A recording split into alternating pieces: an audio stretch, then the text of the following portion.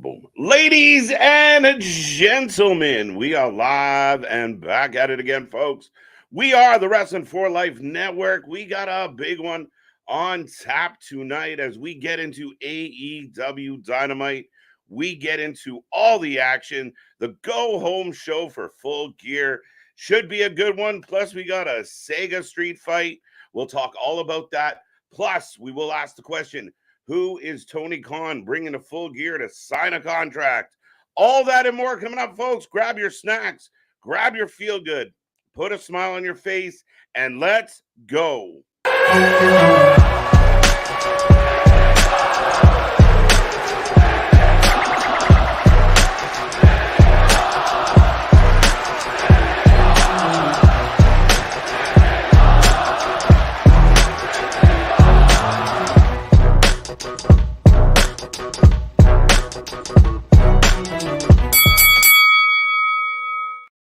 Ding, ding, ding. We're live and back at it again, folks. Like I said, we are the Wrestling for Life Network. We are the channel that just covers more live wrestling than anyone else out there. And we just do it on a different level, folks. I hope everyone out there is having an amazing week. You got Wednesday in the books. Hump Day is behind us. We're going to cap it off with a little bit of Dynamite tonight. Of course, tomorrow into the weekend. Crazy times here at the channel. Crazy times in wrestling. Tomorrow, we will be live for Impact. We'll also be back at 11 p.m. Eastern Time for Wrestling Revolver Unreal, our live coverage of that. Myself, Big Nick are going to be in for that one. Friday, Collision goes head-to-head with SmackDown plus Rampage. And then Saturday, of course, Full Gear will go boom. So we will see all the build-up we got for Wednesday. We'll see if there's any more build-up on Friday. But then we get the pay-per-view, some mixed feelings out there about the pay-per-view, and we will talk about the big news as Tony goes live, well, not live, but goes out onto social media and talks about a signing he's planning to do on Saturday. Now, without further ado, I will remind everybody out there, I am Mr. Every Night, KJ Wight, the Iron Man of YouTube. Make sure you get in that chat. Make sure you say hello.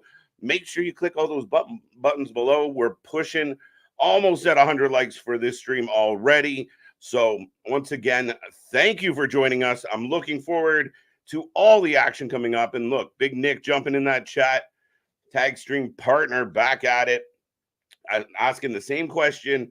So I would love to know people's opinion. I'll let you guys know what the first thing that popped into my head when I saw this start circulating. I definitely instantly had visions of Sasha Banks. Now, a couple of interesting thoughts in addition to that. I mean, it's a risky move for Tony. I mean, again, if he thinks he's confident about a verbal agreement with a wrestler, it's just funny because in the day and age of leaks, and especially the AEW locker room, leaking like a sieve on a lot of days, do you want to risk somebody poaching whoever you're bringing in on Saturday if you haven't got pen to paper yet? But I do think Sasha Banks has to be a front runner. She talked about being excited for 2024. And realistically, I see a lot of reasons why Tony would not only sign Sasha Banks, but why Sasha Banks would choose AEW over WWE. But we will get into that. I want to see what everyone says here. Gonna say hello to the chat real quick as Bonkers in the house. Mega's with us. What's up, KG? Dun, dun, dun. Yeah, I got some KGs on me for sure. I hope it's not Mercedes Moné. She does not fit with AEW, in my opinion. Okay. Absolutely. So Mega's agreeing, doesn't fit. I'm going to talk about it a little bit. I'm going to talk about it. Jacob let me having a chuckle. I think we're correct in the KG. My bad. It's all good. I've been called worse, my friend. I've been called worse. Don't worry about it. Damien's in the house. Good to see you, buddy. Bonkers is back. So WWE release is not over until December. I think I could be wrong. You're not wrong. I think that is accurate. Let me double check real quick while we're rolling. But yeah, when did they report that? September 23rd. So if you're sitting on 90 days from September 23rd, someone out there do some quick math for me. Well, it's the big show. Yeah, we get the big slow tonight. Jericho is back together in a very interesting matchup. I did talk about this briefly last night with Nick, and I will put this out to everybody. I mean, if you're a fan of AEW, their weekly shows, their pay-per-views, and you're watching and you're looking for things to be compelling and continuity, this 8-man street fight with the Callis family several days before a fight with the Young Bucks seems a little silly. And yeah, someone might argue that maybe the Bucks get involved and it would help their heel turn, I guess. But to me, again, it's just kind of interesting on a go home show, and you have this big match coming up for your pay-per-view. An 8-man street fight with the Callis family seems a little insane. But that's just my opinion on that. I wonder who the mask guy is. Well, the interesting part is we don't know who's in the mask, and we also don't know who MJF's partner is going to be for the 0 hour. So I said it could be Sasha Banks. I know some people think she doesn't fit, but she actually does, in my opinion, for a couple reasons. Now, first and foremost, remember, one of the points of contention, at least reported, was that Sasha Banks wanted Charlotte Flair money. She wanted to be paid, top tier. She sees herself as at that upper echelon level, and the WWE didn't agree. Now she's gone out. She's trying to build up her value. Tony Khan will give her the money she wants. She'll work less. For a lady that's consistently injured, that might help her or hurt her. We don't know. But again, she'll probably be required to do less. But overall, she ends up being the big fish in the small pond. And she gets to be the face of a division for sure. Like when she signs, if she signs with AEW, I think she's just ahead above just about everyone else in that division. So for her, she gets to go be on that pedestal that, she gets to be the marquee woman in that entire roster. So I think there's some fit there. Now, from a storyline perspective, from a wrestling perspective, maybe that isn't the best choice. There are concerns that maybe they get her in there and like other WWE superstars, they just kind of fade into the background. But I think Sasha Banks believes, and I believe, that she's on a different level than a Ruby Soho. I love Ruby Soho, don't get me wrong. But as far as persona, as far as who she is, as far as her overall presentation, she's just on a higher level. So I find it very interesting, very compelling that it might be her. Now, another name I'll throw out to everybody who I really think is a possibility is Alex Hammerstone. He got his release from MLW, a former partner of MJF, and could possibly be MJF's partner for 0 hour. I'll just throw that out there, let that sit. Alexis is throwing out Will Ospreay. We'll get to that. That's very interesting. Now, I mean, I don't believe he can do that with Ospreay till 2024. So, yeah, I don't see that being likely. What's up, Jacob? What's up, Paul? Let's say hi to some other people. Richard Jr. in the house. Who is the devil? We've been debating this all week. I still believe it's Adam Cole. And somebody took the time to jump on our channel and leave a comment of like, how stupid can you be? He's not faking his injury. I still think he's faking his injury, especially in 2023. Like, I mean, Rey Mysterio gets his knee surgery. There's the post of him, post-op, laying up with his leg all bandaged.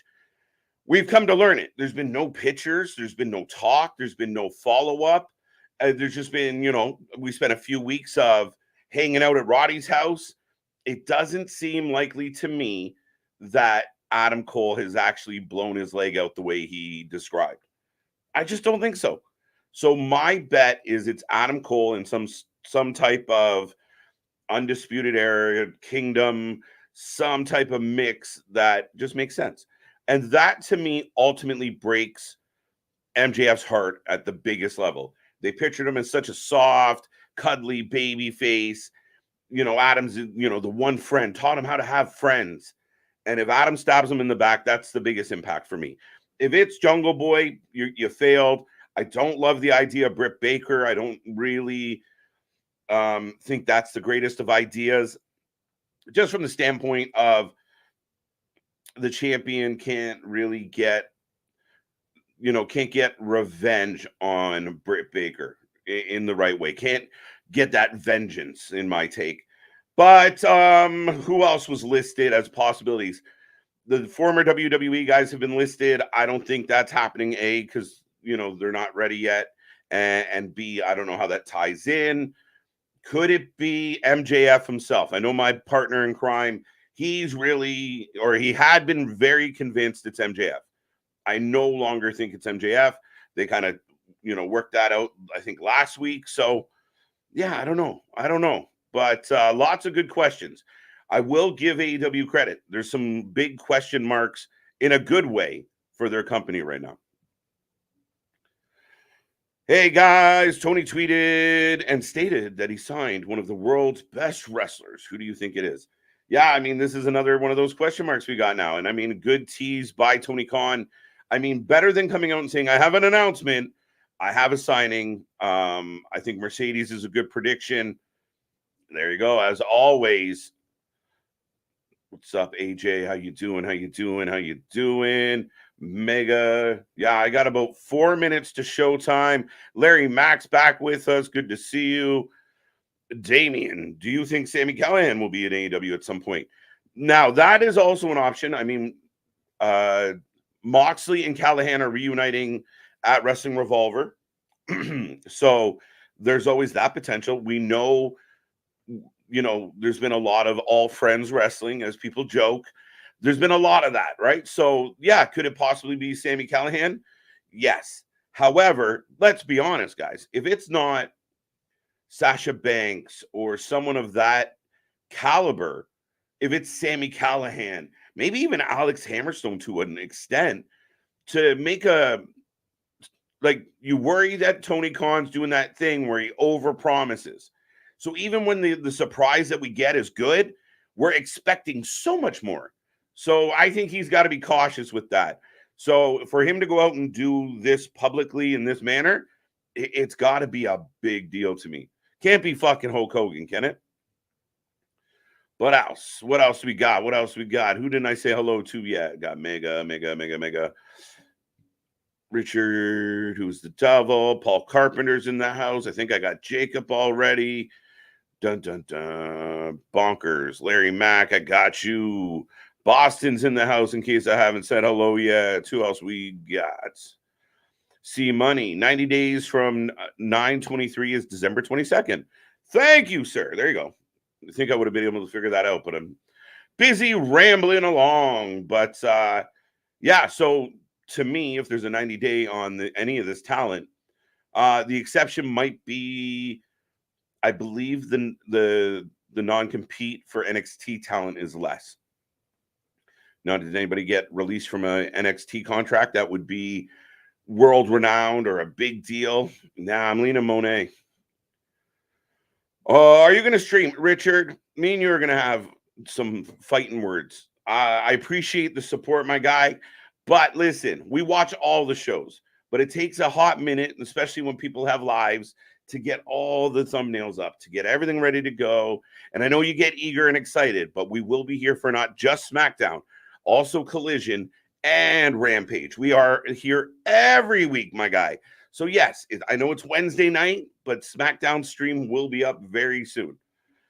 Monet would fit perfectly in AEW. TK loves to push ex-WWE stars, especially former champions. I think she fits from a standpoint of, she's going to be one of the better in-ring competitors in the entire division. And again, it might expose her. That's the only drawback, if I was her thinking about this move, is if she isn't as good as people think she is, this will expose her because she's going to have to carry some matches. She just will. And again, I think the rough and tumble style of AEW, you worry about somebody like Sasha being a little fragile. But ladies and gentlemen, just to let you know, I am getting the opening of AEW Dynamite tonight. I will thank you again for being here. If you haven't gotten the chat yet, make sure you say hello. Don't be shy. Don't be quiet. Let us know what's on your wrestling mind. We got all the action coming your way. And I will remind everybody, 2 streams tomorrow, both Impact with Luna and Anthony. Then we're coming back for Wrestling Revolver at 11 p.m. Eastern time. You heard me. And we got so much going on. Again, Friday, Collision versus SmackDown. Saturday, even better, because Saturday we're getting Full Gear. And it's Wednesday, so you know what that means. The show is starting. What are we opening the show with tonight, folks? And I will get to the other comments when I get a second. We're starting a replay from last week. And then they're showing the assault. So it's not Jay White. It's not any of Jay White's friends. It's not MJF. It's not the Acclaimed. These all suspects have been washed out. Dun, dun, dun. It's not Samoa Joe. I think it's Adam. Top 1 Collins. It's Darby Allin in the mask. Like the way Flair was the Black Scorpion. That's hilarious. No, it can't be Darby. He's busy. I think it's Alex Hammerstone. That would be a good fit. It might be a decent fit. Again, I'm worried that, does Hammerstone become like a Brian Cage type guy that kind of gets lost in the shuffle? I hope not. But yeah, I mean, if Alex would be my second guess. TK just signed Mick Foley. Let's go. So up next, starting it off, not tag titles, tag match on tap, folks. Jon Moxley, Cesaro, Claudio Castagnoli, taking on Hook and OC. So get in that chat. Let us know. What if the signing is Jacob Fatu? Holy shit, Steve G. I think that's highly unlikely. Honestly, I think it's a little unlikely. And I just wonder, like, if Jacob went to AEW, how controllable would he be? You know what I mean? Like, you had trouble with Punk. I mean, Jacob's no walk in the park. Could be a little abrasive as well. So, but yeah, I mean, Jacob Fatu, again, to some people, huge deal. To the general audience, maybe not. So I'm curious. Steve G. By the way, welcome back, Steve G. Welcome back, Alexis. TJ Hook, good to see ya. Easy Bake. You're there somewhere. Ronnie's back with us. Juan's with us. And here comes Jane. Yeah, I don't see it being Jacob. Oh, Dale's in the house as well. There is way more wrestling on AEW than WWE.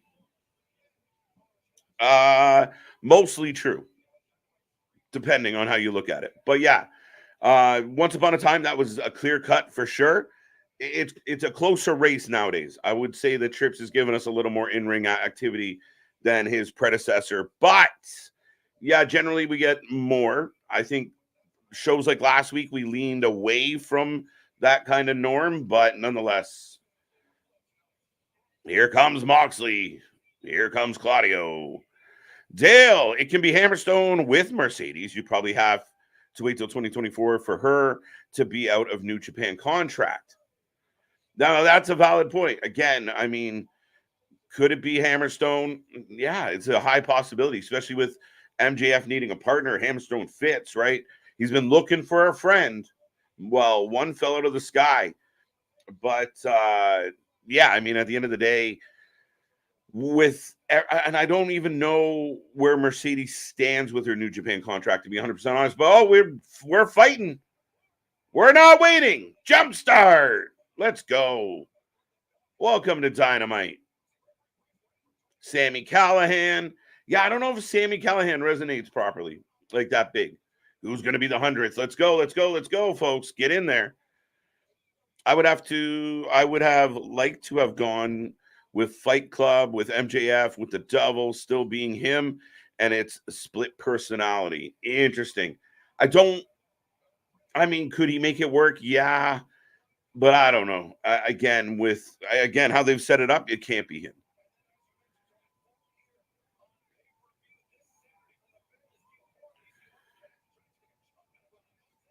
Yeah, people are saying Britt said it's not her, so it's not her. Oh, because nobody has ever lied before. Okay. No, I still don't think it is or should be Britt Baker, but because she said, no, it's not me. Okay.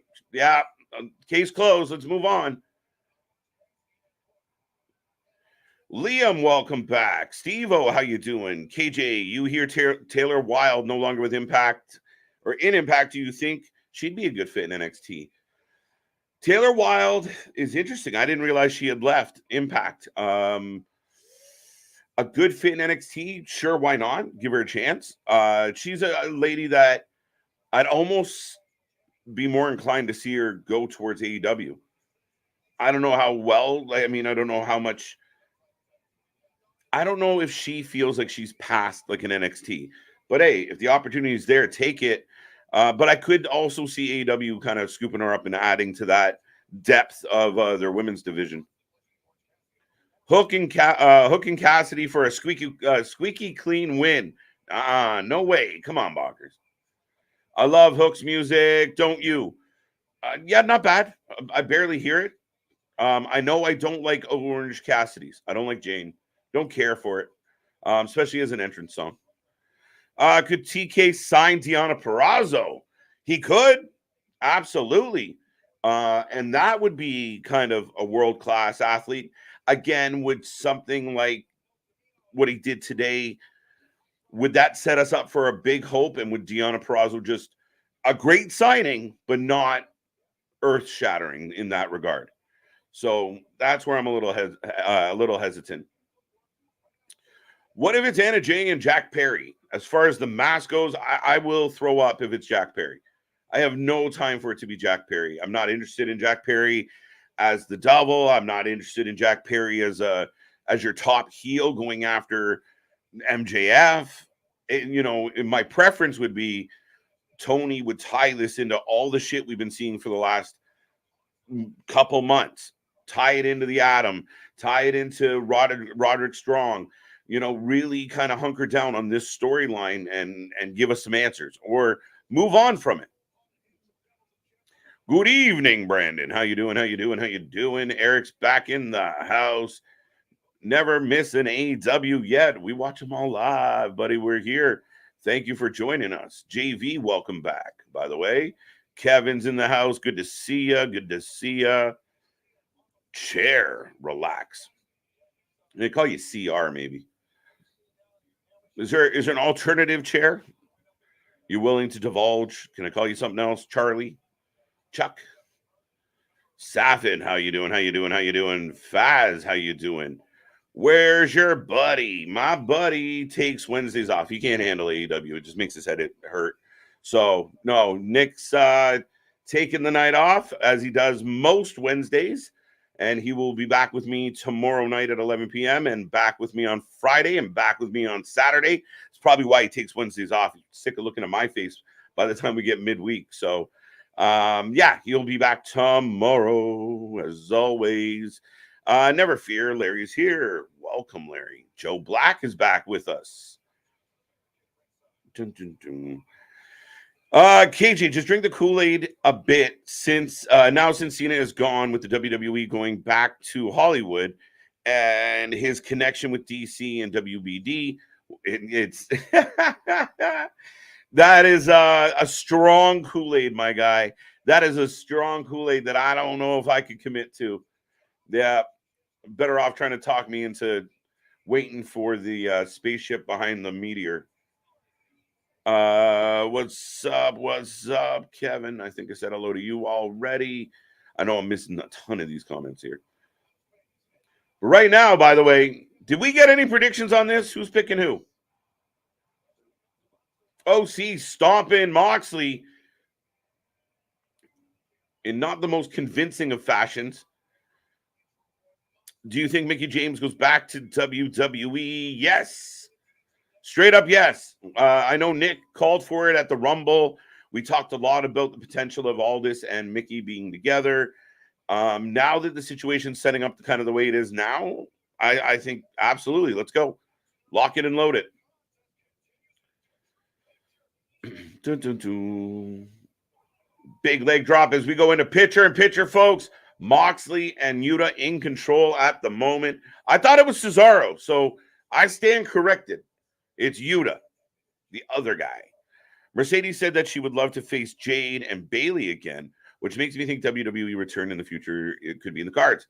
Never say never. And again, if Mercedes signs with Tony for 2 years for ridiculous money, works, could she then come back then? Does she want to come back now? I mean, it's all possibilities. That's been the fun of the wrestling world over the last while, is so much possibility, which, again, I know there's the tribal wars out there, but you got to give credit to Tony, because without Tony, there's none of this. We might think some of it's ridiculous, but at least we can talk about who's signing where, who's going to leave, who's going to stay. I mean, it's good times. I don't like the split personality wrestler. He can make it okay, but they're not really going to work. Yeah, my biggest issue with the split personality thing is, then do you pull out of it? Is he that way for the rest of his time in AEW? Does he go a different, does it just fade away and you forget that it happened? Yeah, and again, I feel like we've done that, right? We've already had that moment. He was already, the devil and surprised us. If it's him again, I'm less surprised than I was the last time he did it. So let's have a twist to the story. Taylor Wilde is a good wrestler, but is 37. She probably isn't wanted or needed at NXT. Actually, Richard, that's a fair argument. If WWE wants her to boost the main roster women's division, yeah, you know what? And it'd be very interesting. I don't know that necessarily works as a fit. I didn't realize Taylor was 37. But yeah, no, that would be problematic as far as WWE goes. Not that they haven't done it before, but again, it has to be a certain level. So yeah, maybe Taylor does some indies. Maybe she does some. Maybe she lands with Tony. We'll see.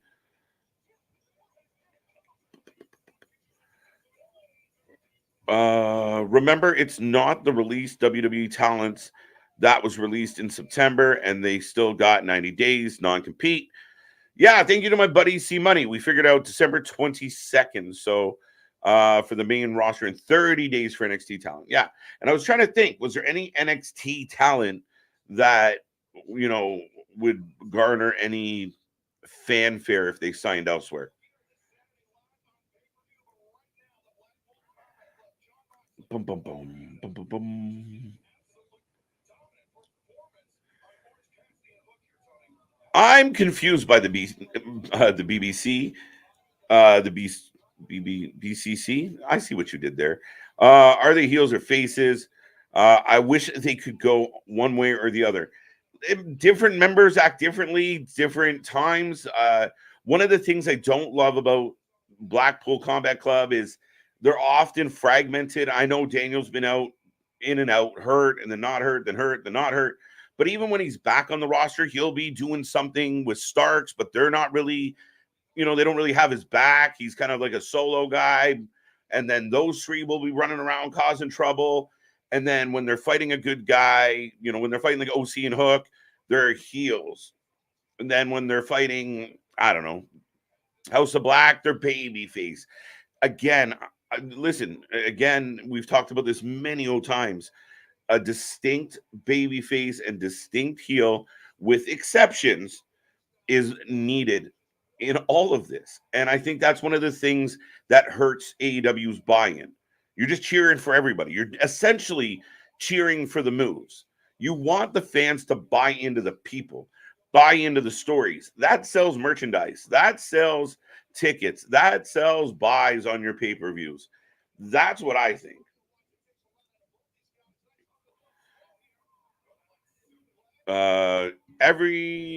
Got Joe already. Jack Perry is someone so hard to bring back because so many fans will hate him for driving CM Punk out. Yeah, but there's a contingent of fans that are so thrilled that he did it. They think he's a hero. They watch the victory lap video of the Young Bucks and cry. Like, it's a split. And we said this a long time ago, Richard.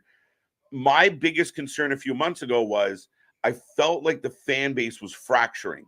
And I feel over recent events, Ric Flair, Big Show, the fracturing is continuing. And you still have the nucleus of that hardcore, whatever they do is gospel, it's gold. We'll never badmouth it. But then I think the group that it's getting impatient or are noticing shit that they can't even deny right in front of them. Some of the smart fans are really starting to throw their hands up and say, forget it. Larry. Money. What's up? Does Big Nick have big kids? You ask Big Nick. Wait a second, isn't Hook handsome devil? He's a stud. What can we say? The man's got his shit together. It's that hair. It's all in the hair. Nobody cares about Jack Perry. He dropped the ball. Nobody cared about Jack Perry prior to dropping the ball. Oh, this match rolling along a little bit. How y'all feeling about the opening match tonight? Is it as clunky as I feel it is? What's up, Joe? How you doing? King, how are you? Man, can't believe Danielson got injured. 100. It's like Okada Okada trying to take him out. Okada's sick of your shit. Everyone talking about you being the best. I'm gonna break your face. It's hilarious. Is anyone mad at Okada the way they're mad at Nia Jax? I hear people get pretty upset when an orbital bone gets broken. Cutter by Moxley. Huge cutter. Out of nowhere. I think someone else does that move. My early prediction is Jon Moxley becomes the new insert. Yeah, I think he gets his belt back. That was my prediction as well, Damian. I think he was never supposed to lose his belt, so now it's returning. Moxley lays out Hook, and then we get a weird, kicks him in the face.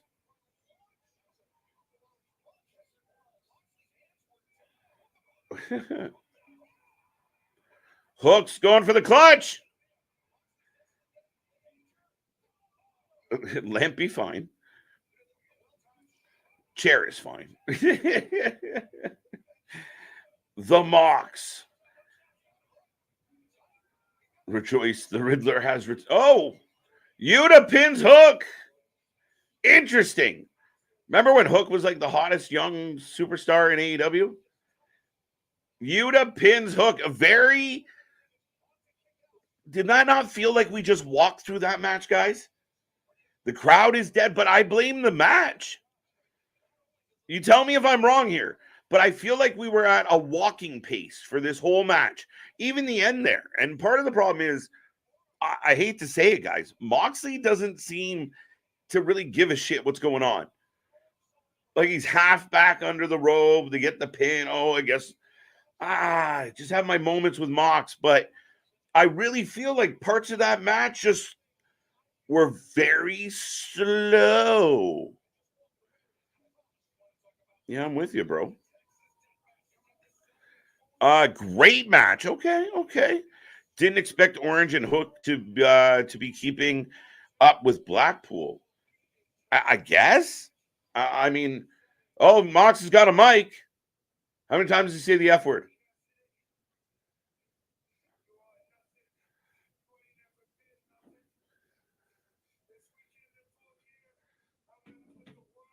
I'm going to put the world.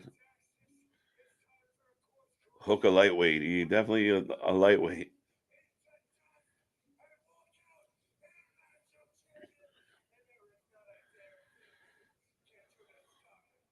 There you go. Moxley saying, I'm taking my belt back. I only lost it because Ray dropped me on my head. Dun, dun, dun. The match wasn't that good. Yeah, I mean, I really struggled with that match. I thought it was very slow at points where everybody was kind of like, what are you going to do? I don't know. What are you going to do? Like, it was, I don't know. Not my favorite match. And the crowd in the building didn't seem to love it either. Thank you, Damian. Thank you. I try. Every once in a while, I get one right. Are we getting more people announced for the G1 Climax? More competitors announced tonight.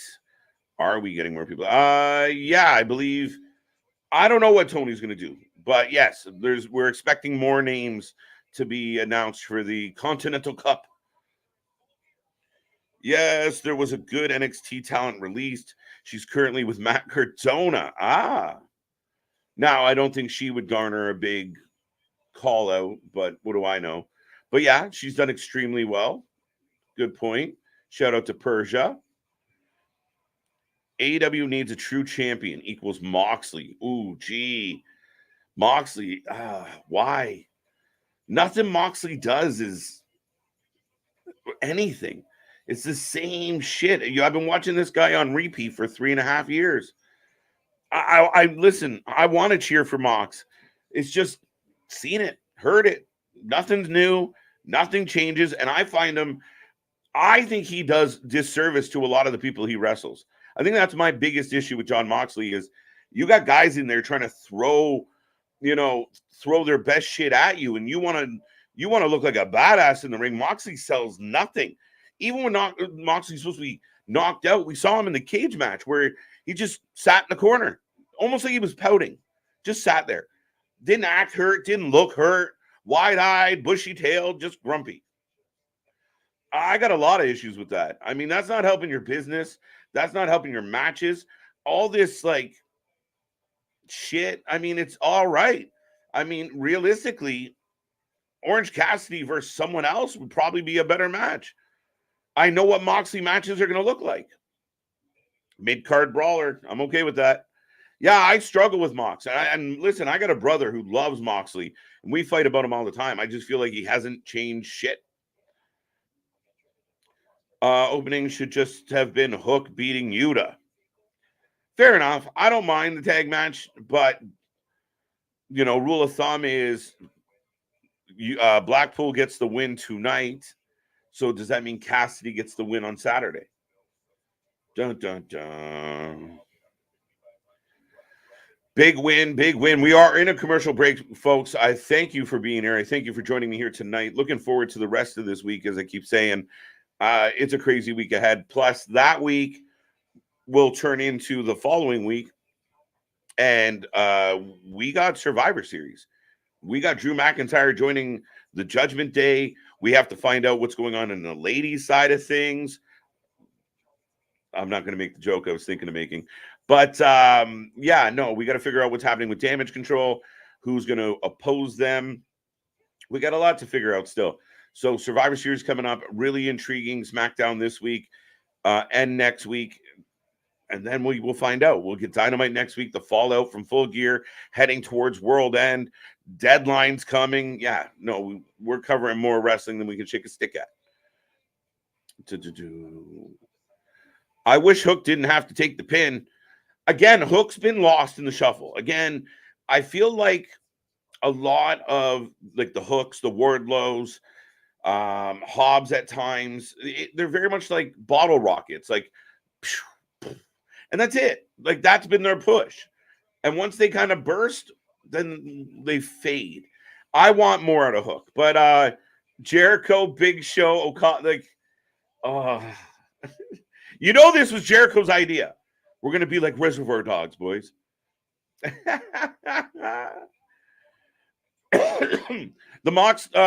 thing is, Mox is screaming, flipping off the crowd and acting like a madman.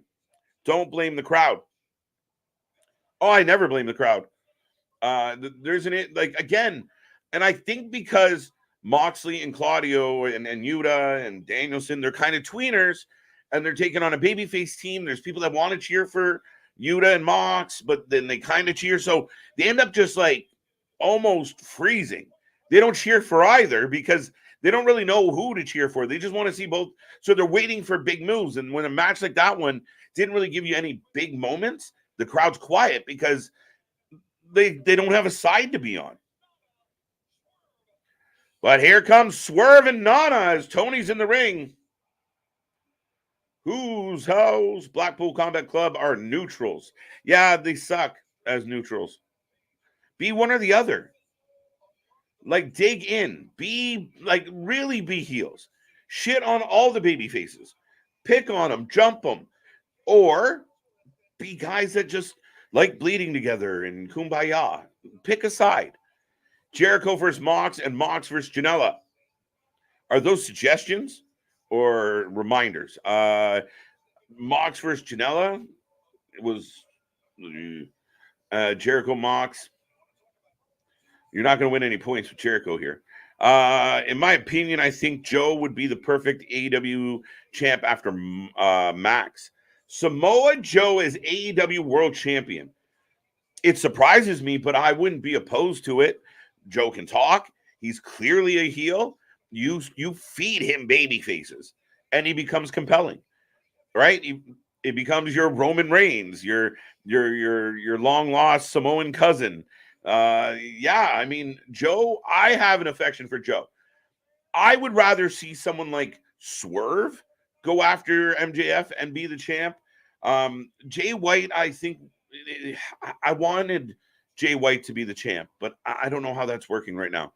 So, yeah, maybe someone like that other than Joe, because I love Joe. But again, you almost expect AEW to have a young, in his prime champion. The only baby face in is Darby in All Elite Wrestling. Dale, that's funny as hell, but a little bit of a stretch. We just saw Orange Cassidy. Baby face as fuck. Swear jar. Uh-oh. There is not allowed to be any physicality between Swerve and Hangman here tonight. They are nose to nose, face to face, and it will be a Texas death match. And I'll be honest, I kind of wish it wasn't. Swerve been getting a massive push. I'm with you, King. And he deserves it. He's good. He's talented in and out of the ring. I like Swerve a lot. And again, maybe it's just because I'm more inclined to lean towards heels. Oh, Paige steals the mic back. Swerve's out.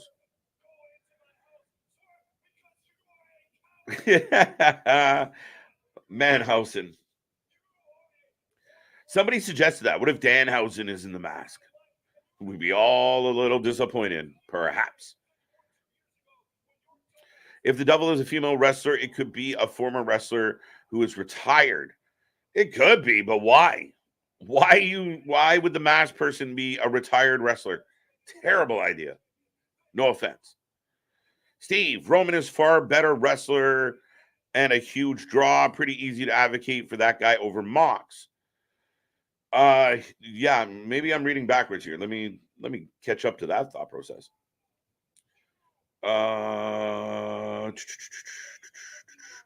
Jericho versus Mox, got that one. What else we got? Ooh. It's getting heated, folks. It's getting heated. Why do I like Adam Page better when he's not hanging out with the Bucks? I don't mind this. This is I give Adam Page a little shit for being generic sometimes, but this has got some feel to it. Ooh, Nana just using you. He's a richer Sandman. That's it. Sandman's a funny comparable. I like that. Hook never convinced me he was ready for the big time. No, he wasn't. It was like, remember when Dante Martin got a weird push? Like he was going to be world champion? That, well, we know why that fizzled out. But yeah, again, it's too much too soon. That's where you put Hook in Ring of Honor. Give him some belts in Ring of Honor. Let him dominate Ring of Honor. And then as he develops and ages, then you bring him to AEW. Put them all the young talent in there. Stick them in there. Moxley, same ship, yet you advocate for Roman Reigns. Oh, wow. Roman helped the business this year. I struggle with Roman. We'll never agree on this topic.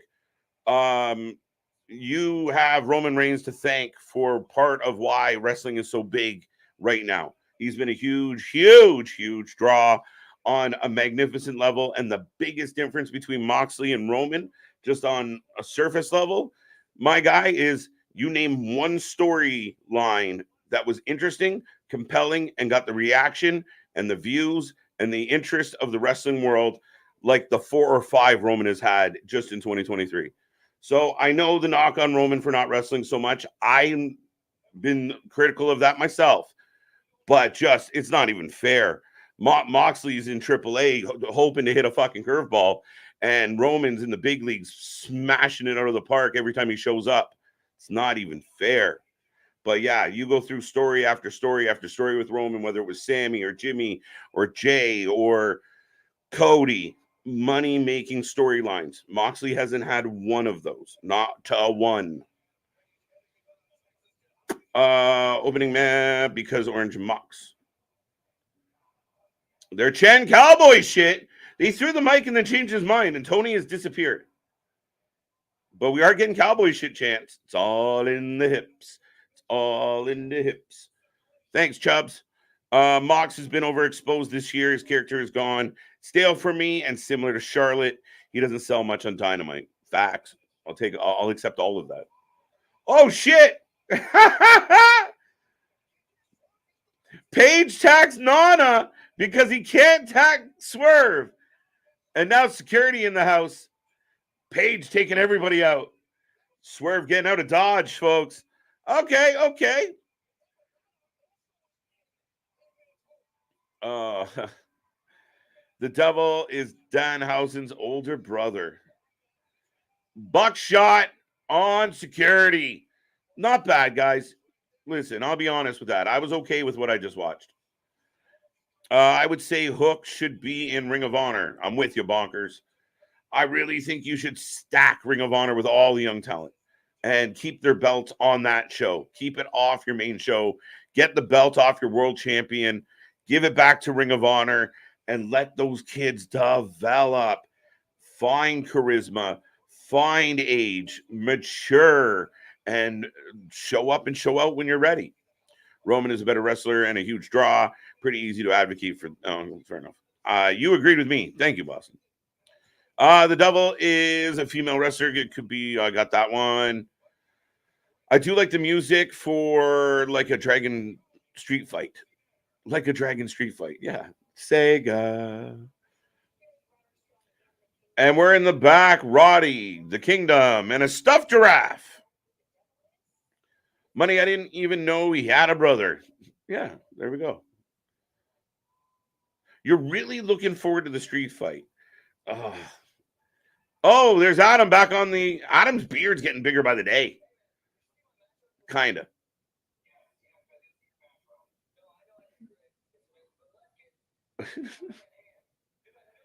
Why are they doing these moments? Like, is this not like a personal call between the two?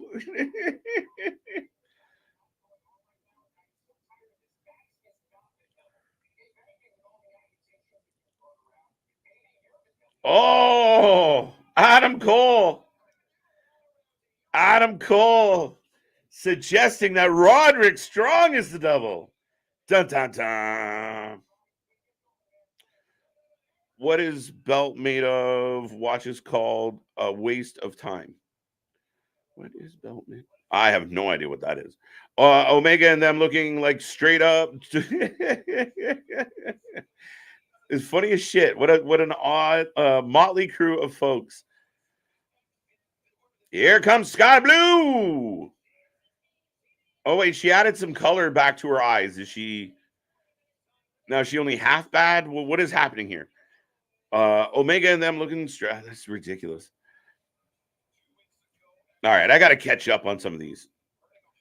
Too much going on here tonight, folks. Keep it coming. We try and click on as many as you can. And if I'm skipping over you, don't forget the super chat and the super sticker in your little box below. Money, that's hilarious. Swerve's house. Yes, it is. How did you guys feel about Swerve and Adam Page? Texas Death Match at Full Gear. Yes, Bonkers. And I'll be honest, I would prefer if it was just one-on-one. The Texas Death Match, been done, been there, done that. I wanted to see a straight up really, really good match. Give me a 25-minute barn burner between Page and Swerve without a gimmick. I don't think I'm wrong for asking for that. I think it's been a great rivalry. I think it's brought the best out of Adam Page in a couple of years. And I want to see a straight up match. I don't swerve when I drive. All right, fair enough. There's only 2 matches on Full Gear that I'm looking forward to most. Swerve versus Hangman Page, MJF and Jay White. I'm expecting more matches added, Damian. Would it be ironic that we're getting a Saturday night pay-per-view and he has less matches? It'd be very ironic. All Elite Wrestling do Texas Death Match. It's another way to do Last Man Standing. Yeah, no, I get it, but they do it way too much. Way too much. And I mean, fuck, save it for when you're in Texas. But it's too often. And I mean, you could put them in a cage match. You could put them in a last man standing match. Put them in something else. But you know what I really like the payoff to be? A straight up barn burner. Just a straight up barn burner. Dun dun dun. I agree. Damian may also I'm going to skip ahead for some of these. For me, it's Joe because he's getting up there in age. Yeah, and then kind of a nice little nod on his way out. Not bad, not bad. Really, with his in-ring work, I want to see him get rewarded and run at the top he deserves. Yeah, I wish his last run in WWE was better. I wish Vince was able to use him better. It's unfortunate. I love Joe. They're showing Statlander in the back, and I will take your predictions on this match, folks. The winner goes on to join a triple threat between Julia Hart, Statlander, and one of these two ladies for the TBS title. Crowd is dead. Sky Blue for the win. I got Sky Blue for the win as well. There you go. Sky Blue. There you go. You're supposed to hate them. Literally, money. Weed on a pole mat. Let's go. I'm in. How do I sign up for that match? Adam. Yeah, Roddy gets accused. Could Roddy be the devil? I still think it's Cole. Right? He's just chilling out by a white wall. You never actually know where the man is. Give me a double turn, Page, heel, swerve, face. Interesting. We got Red Velvet doing the splits. Pressure down on Sky. Nina should be nowhere near this blood feud. I don't mind. He's part of the aggravation for the heel. So I'm okay with him there. And it actually worked out this way. We can't touch each other, but I can take some anger out on your friend. I'm okay with that. Hangman has worked with children for a long time, he said. I am reading too much into that, or is he talking about the Bucks? If it fits, man, and I think if you're taking a pot shot, yeah, again, why not? Works for me. Swerve went there by going to his house. Fair game. Absolutely. This is good. Hangman funny. I will say, I feel like Swerve has got the best out of Page. And I think we get a lot of Page with the Bucks, and it doesn't quite work. Page isn't as cool when he's hanging out with the Bucks. Here, when he's on his own and just kind of being him, and that worked. It worked. It was emotional. It was passionate. As we go back to picture in picture, Sky Blue launching Red Velvet off the stairs, folks. God, her apron sucks. That's enough out of you.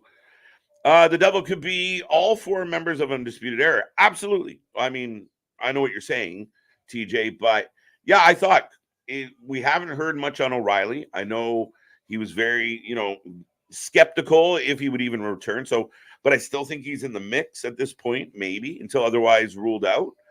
Fish would be interesting because we know he was in some hot water, but things change. I mean, it would be really weird if the Kingdom and Roddy weren't involved somehow. Like, to me, that's where my head kind of goes of like Cole, Roddy, the Kingdom. We're good to go.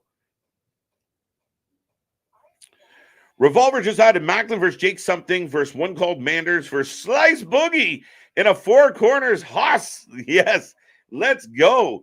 Folks, if you do not know, we will be here Thursday night, tomorrow night at 11 p.m. We'll be here at 8 p.m.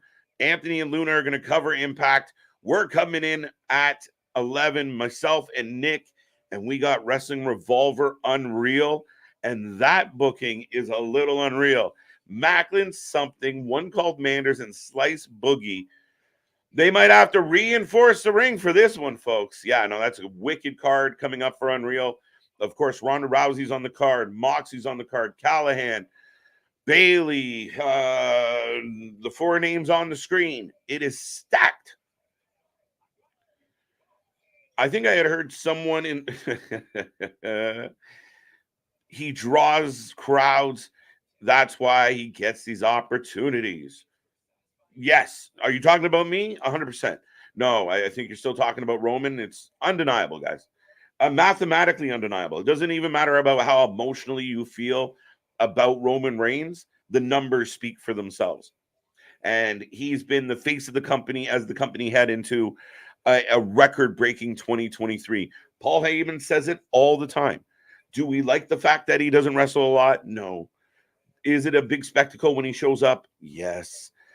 Could it be a little bit better? Is there a happy medium there? Probably. But whether you love or hate the man, it's like CM Punk. If you take your emotional feelings away and you just look at the body of work and the results of the body of work, it's there. You can't deny it, unfortunately.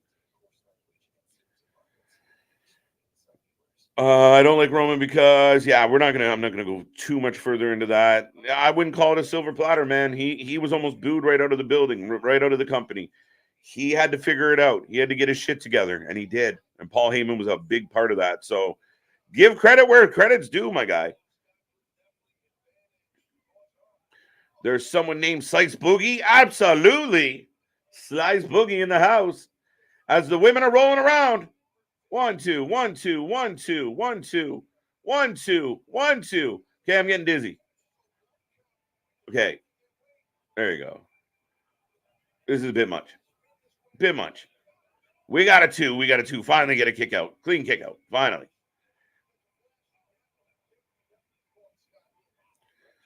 Joe nearly had the quickest victory against Lesnar.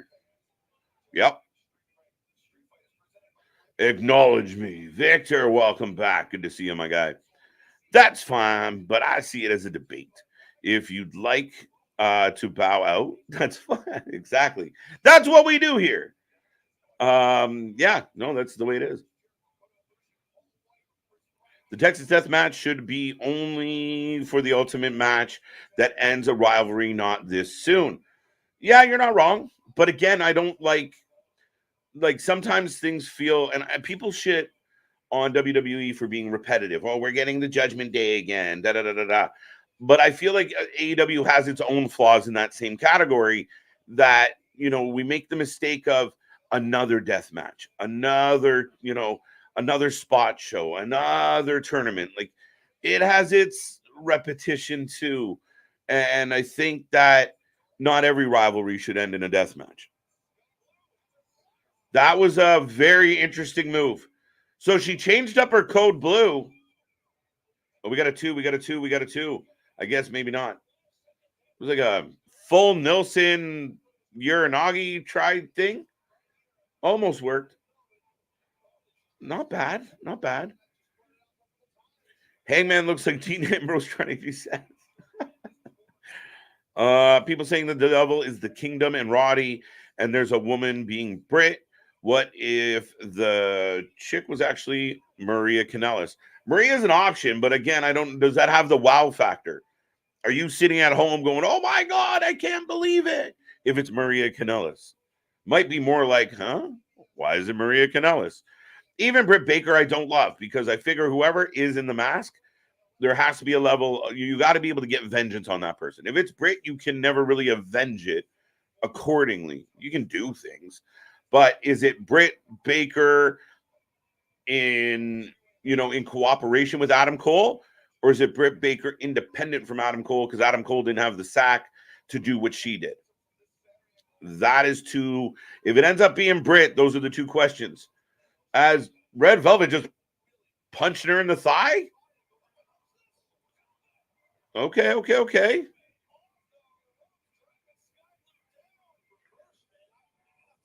Kind of a, Jesus. A bit of a sunset flip bomb off the second turnbuckle. 2 count.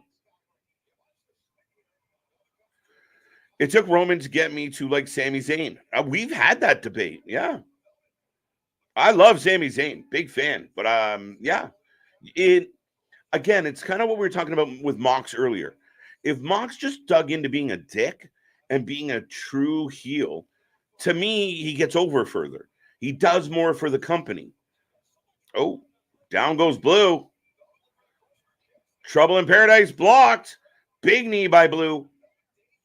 Red bent over. Oh, there it is. Oh, they botched. They botched. The cake came together and it didn't mix quite right, but we got there. So Sky Blue will be the third competitor on Saturday who's legitimately wearing this. Yeah, okay. Scooby-Doo.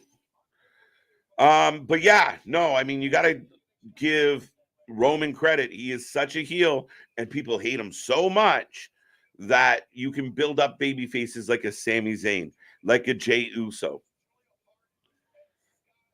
Sky Booty. Dun, dun, dun. What if TK gets another 2 or 3 Samoans and team up with Joe? Well, then I think we call that the Bloodline 2.0, and there's going to be a lot of interesting feels about it. I guess Sky Blue wins tonight, and she reveals to be Julia's accomplice at Full Gear. I kind of got that vibe, Richard. I wish they would have just went straight to it, but yeah, that's what I think might happen. Miro talking about CJ Perry and Andrade. I love that woman, but she brewing up a storm. Every woman I ever met. KJ, this will blow your mind talking about who's the devil. How about, since he can't be seen on TV until his non-compete clause is over, what if it's Ziggler? And you just keep stretching it out? I mean, I like Dolph going to AEW. Dolph could help AEW. Really? So, yeah. Do I think it's Dolph? No. Would that be like a holy shit? I'd give him points for getting Dolph. I still say, if I could pick, it'd be Tony. Tony Khan is the devil. All right. So Miro letting us know he's having marital problems again. But we are in a commercial break, folks. Once again, we're about the hour mark of the stream tonight. And I can't thank you enough for being here, for joining me. And I know you've heard me say it a dozen times, but be a friend, tell a friend. We're here all weekend long. The numbers are growing. We're not even 2 years old yet, folks. And it's been nothing but a trip to do all this with you guys. So keep it coming. And any chance you get to let somebody know about the Wrestling for Life Network, don't miss that opportunity. Be a friend, tell a friend. You know, we're the gift that keeps on giving, guys, legitimately. And you can pause on that too. I do give credit as it's due. Okay, good. I don't hate Hangman. I just can't get into him. Too generic. Yeah, and I mean, at least for me, what we're getting here with Swerve feels less cookie cutter. Feels less boxed. It feels a little more emotional. He's got a bit of vim and vigor. You know, so I like it. I like it plenty good.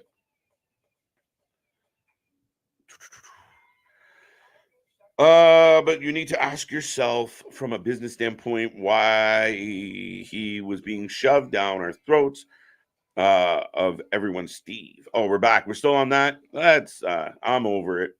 But yeah, no, just go read the numbers.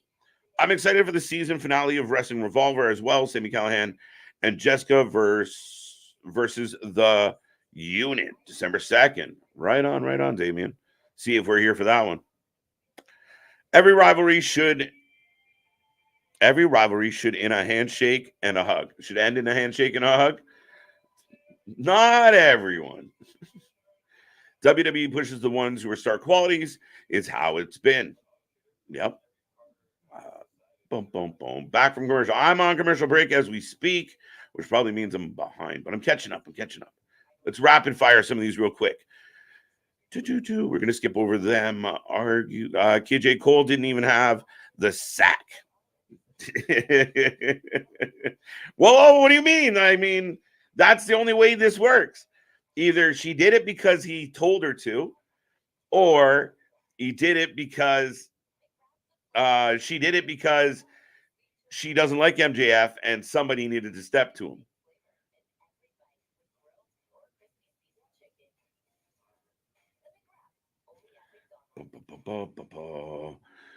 The devil could also be the Spanish Inquisition.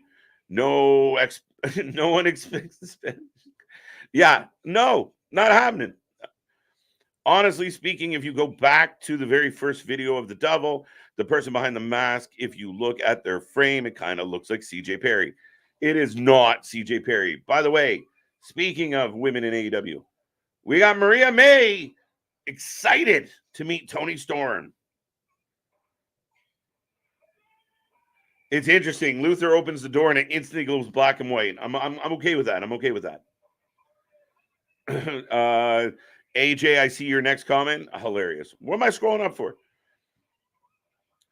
Save that joke for Nick. He loves Monty Python. What did I miss? I love Monty Python. What happened?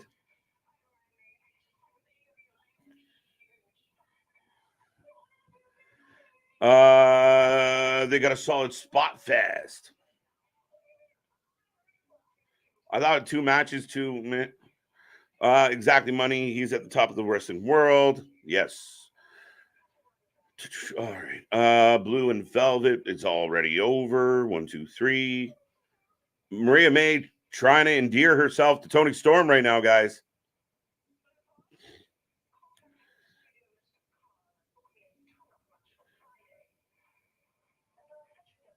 That's on Velvet, worried about injury. That's the one thing. We've seen Velvet get hurt a couple times. And again, we've seen her fall on her face multiple. So again, I think you got to have more reps. You got to spend more time in the ring with each other. The Code Red was awful. Yeah, Code Blue for sure. Who wins Saturday? Statlander, Blue, or Willow? No, I thought Julia Hart was in that match. Double check. I thought Julia Hart was going for that shit because that was my pick. But here comes Joe. Vic, I suggested that last night about Ziggler. Yes, I got there. Yeah, we got to stretch it out. Will you stay interested if they keep just stretching it out? Good to see Andrade, Perry, and Miro. You know they're going to get a banger. I'm happy they're together. I really am. I'm happy that they're being utilized. I'm a fan of Andrade. I was a fan of Andrade before he got to WWE. I'm a big fan of Miro. I think Miro is one of the most underutilized guys in this company. The fact that he's not chasing MJF around the building, trying to beat him off things, is exactly, like, to me, completely underutilized. Sup, Kyle? What's up, Kyle? How you doing? Miro can't handle his woman. And no matter where he goes, he's got problems with CJ.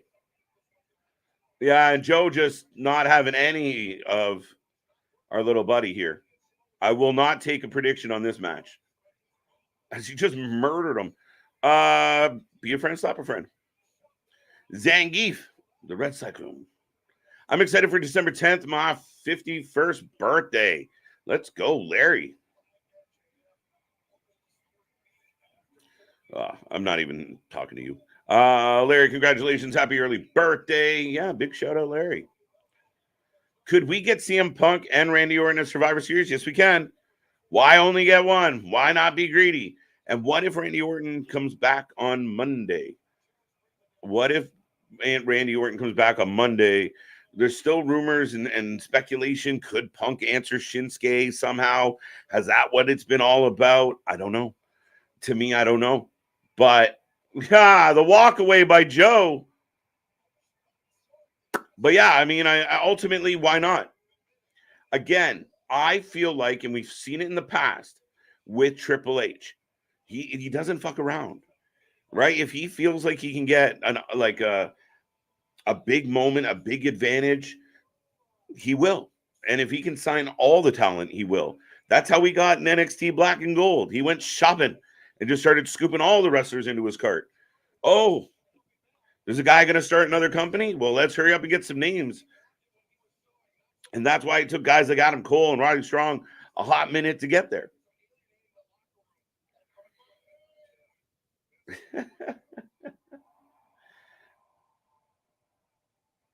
Yeah, I saw that picture going around. Funny as shit. CM Punk and FTR are in the mask. And I don't know who the last person is.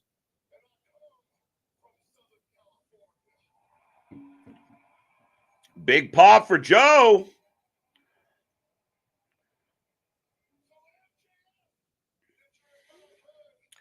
So May is Mickey James and Storm is trash.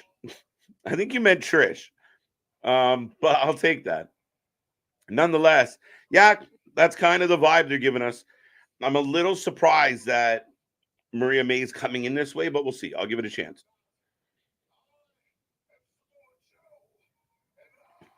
Nice. I am Samoa Joe, and I am inevitable. Love it. Love it. What can you say about Joe, folks?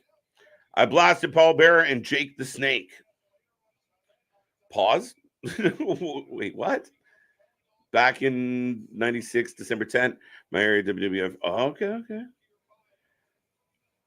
Wow. And this is AEW's Women Champion after Saturday. Maybe. I don't think so. Oh, Tony Storm? Yes, it will be. Absolutely. Yep. Miles. Oh, we're going back to the Continental Classic, folks. Who else is going to be in this tournament? Joe is great. Just because I'm okay with that, Richard. Every once in a while, I just like the fact, we got the entrance. Everyone's happy. And, he's from SoCal. It works. Oh, we got Pirate Danielson. Okay. We're getting a repeat. Was anyone surprised we got an announcement from Tony that wasn't announced that we were getting it? I might not look ready right now. No shit, Daniel. You look like Rey Mysterio. KJ, who in AEW would be a bigger pop than Ziggler as the Devil?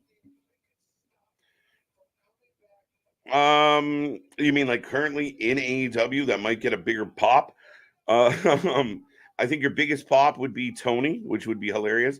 Punk would blow the building off, which I just want to be clear. I 100% do not think it's Punk, but that would be the explosion of explosions. Adam Cole will probably get you a bit of a pop. Ziggler might get you a bigger pop than Cole. It's tough to say. But here comes, the makeshift Lucha Bros. Penta. Oh, Draglistico dropping his belt. No, that's Commander. My bad. Commander just dropped his belt. Like, oh shit, do I need this? All right, folks. We got more action coming your way. Tony Khan has the cash, build a gym, allow younger talent to train. Yeah, I mean, I think the writing is on the wall, Chair. I completely agree with you, and I've advocated for this for a long time. That I think, we talked about the Nightmare Factory back in the day, but it didn't seem to matter. Not on this level anyway. I'm not taking anything away from the Nightmare Factory, but at the end of the day, set up a development program. You talk about, I have all this talent. Well, have your feeder system. You have your performance center. You have Ring of Honor as your NXT, and then you have Dynamite, Collision, and Rampage, and use Rampage like level up, right? If you get good at Ring of Honor, we will put you on Rampage. If you get good at Rampage, we'll put you somewhere else. But here come the Buckaroonies. If Tony wants to hang out with a fat bald man, I'm willing to volunteer. I'm with you, Fluff. I like that. I think you're right. I think it's Hart. Yeah. And I think Julia Hart's going to win this belt. I think the only reason she hasn't won the belt yet is she went and got married. And Punk, I doubt it might not appear until the Rumble, but Orton will be the 5th member of Cody's team. 100%. Punk might not come at all. Punk might be there. Punk might not be there. But Randy Orton seems all but done deal. I'm thrilled with Randy Orton coming back. Now, some people had speculated that bringing Randy back would put people off the scent because the WWE really doesn't want people to know that they're in business with Punk if they are. So we'll see. I mean, Punk's out there trolling everybody, putting up double videos but WWE times, like, got everybody confused. He might be retired. Who knows? All right, there you go. Who do you think will be MJF's partner? Alex Hammerstone or Max Caster? Those are the two front runners. Who do y'all think is going to be Maxwell's partner at Full Gear? Samoa Joe versus Jobber, got that one. Why not? That's exactly what I said. Why not? All right, the Bucks versus the Lucha. The Lucha team seems interesting. Oh, big spin, arm drag. Is this match really happening now? I'm done. I can't watch anymore. Paul tapping out. Richard Jr., yes. Thank you, Boston. I'm tired of answering the bullshit. I realized something. Could Samoa Joe be the devil? Based on last episode, I would say no, right? Samoa Joe walked into the shot as MJF was all upset, so that would eliminate MJF. It would eliminate Jay White. It would eliminate Samoa Joe. If I'm correct, that's what I think. So originally, could it have been Joe? Yeah, but I think a lot of people would argue it wasn't his body type in the mask originally. We're getting a handshake between the Bucks and Penta, and they lean back and super kick him. Am I the only one that feels like Penta and Commander should have saw those kicks coming? They were pretty telegraphed. Am I wrong?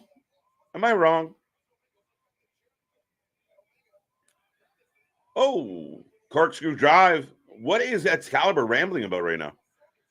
Shut up. You're ruining my wrestling. Young Bucks in control. I love Joe's walk from High Flyers. It's wicked. Who will win WWE SmackDown this Friday while we're streaming it? We knew it was going to be LA Knight. I think LA Knight's going to win on Friday. Yeah. Is that referee I see Rick Knox? Of course it is. Of course it is, pal. Again, not really. Okay, we're rolling. Crowd's still a little bit quiet here tonight. We got a throat punch by Matt. Samoa Joe wins. Yeah, absolutely. I love the black and white, but shouldn't Tony Storm trigger the switch and not Luther? It's timeless Tony, not timeless Dr. Luther Deathmatch King of Japan. If you're connected to Tony, eventually Maria May will get her own black and white. Oh, it'll be like a big deal. Brian Rose says LA Knight, 100%. I'm with you. What was impressive? Rick Knox refs the majority of the Young Bucks matches. Amen. And by refs, you mean stand there and just wait, his head swings back and forth. That's the extent of Rick Knox's reffing. Based on the top, 100%. And again, we're assuming that whoever you put in the mask is going to be the person that comes out of the mask. Because if I was doing it, I'd be putting local enhancement talent in the mask until otherwise noted. Commander fired. Commander's good. I don't want to pick on Commander.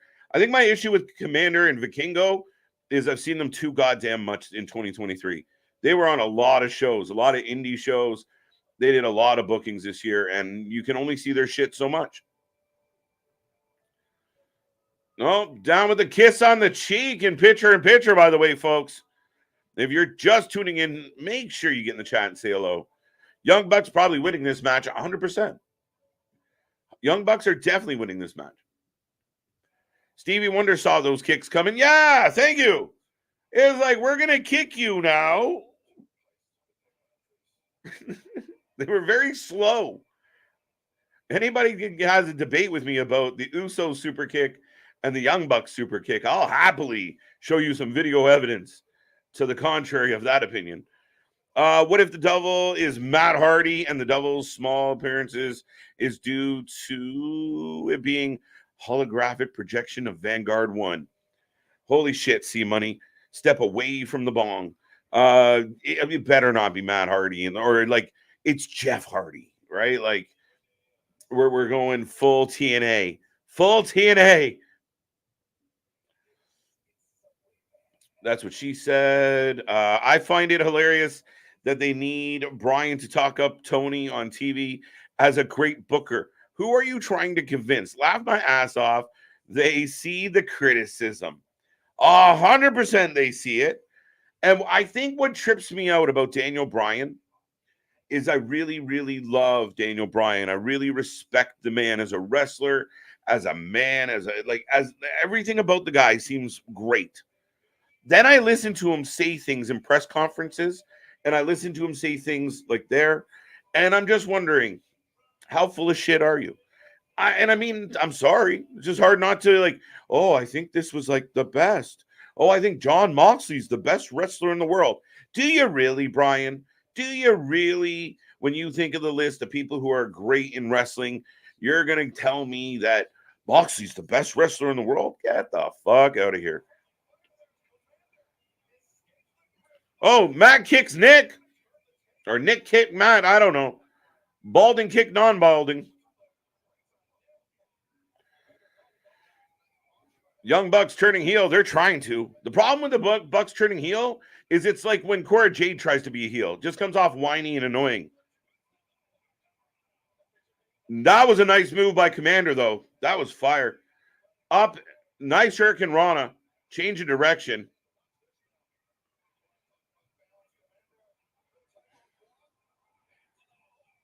Hurricane Rana off the apron. One buck into the other buck. Everybody gives a buck. Oh, Mick buck. Penta. Escalero. Ole. Yo, that was one of the best shit ever when him and Brian were arguing. And then he told him to go play with his friends in a bingo hall. So he did. When is Pac coming back? Well, we've been looking for Tupac for quite a while. No, sorry. That's a Jada Smith question. Pac being the devil. I wonder if that's anticlimactic. I love Pac, but I mean, at the end of the day, oh, wow. Double DDT off the shoulders.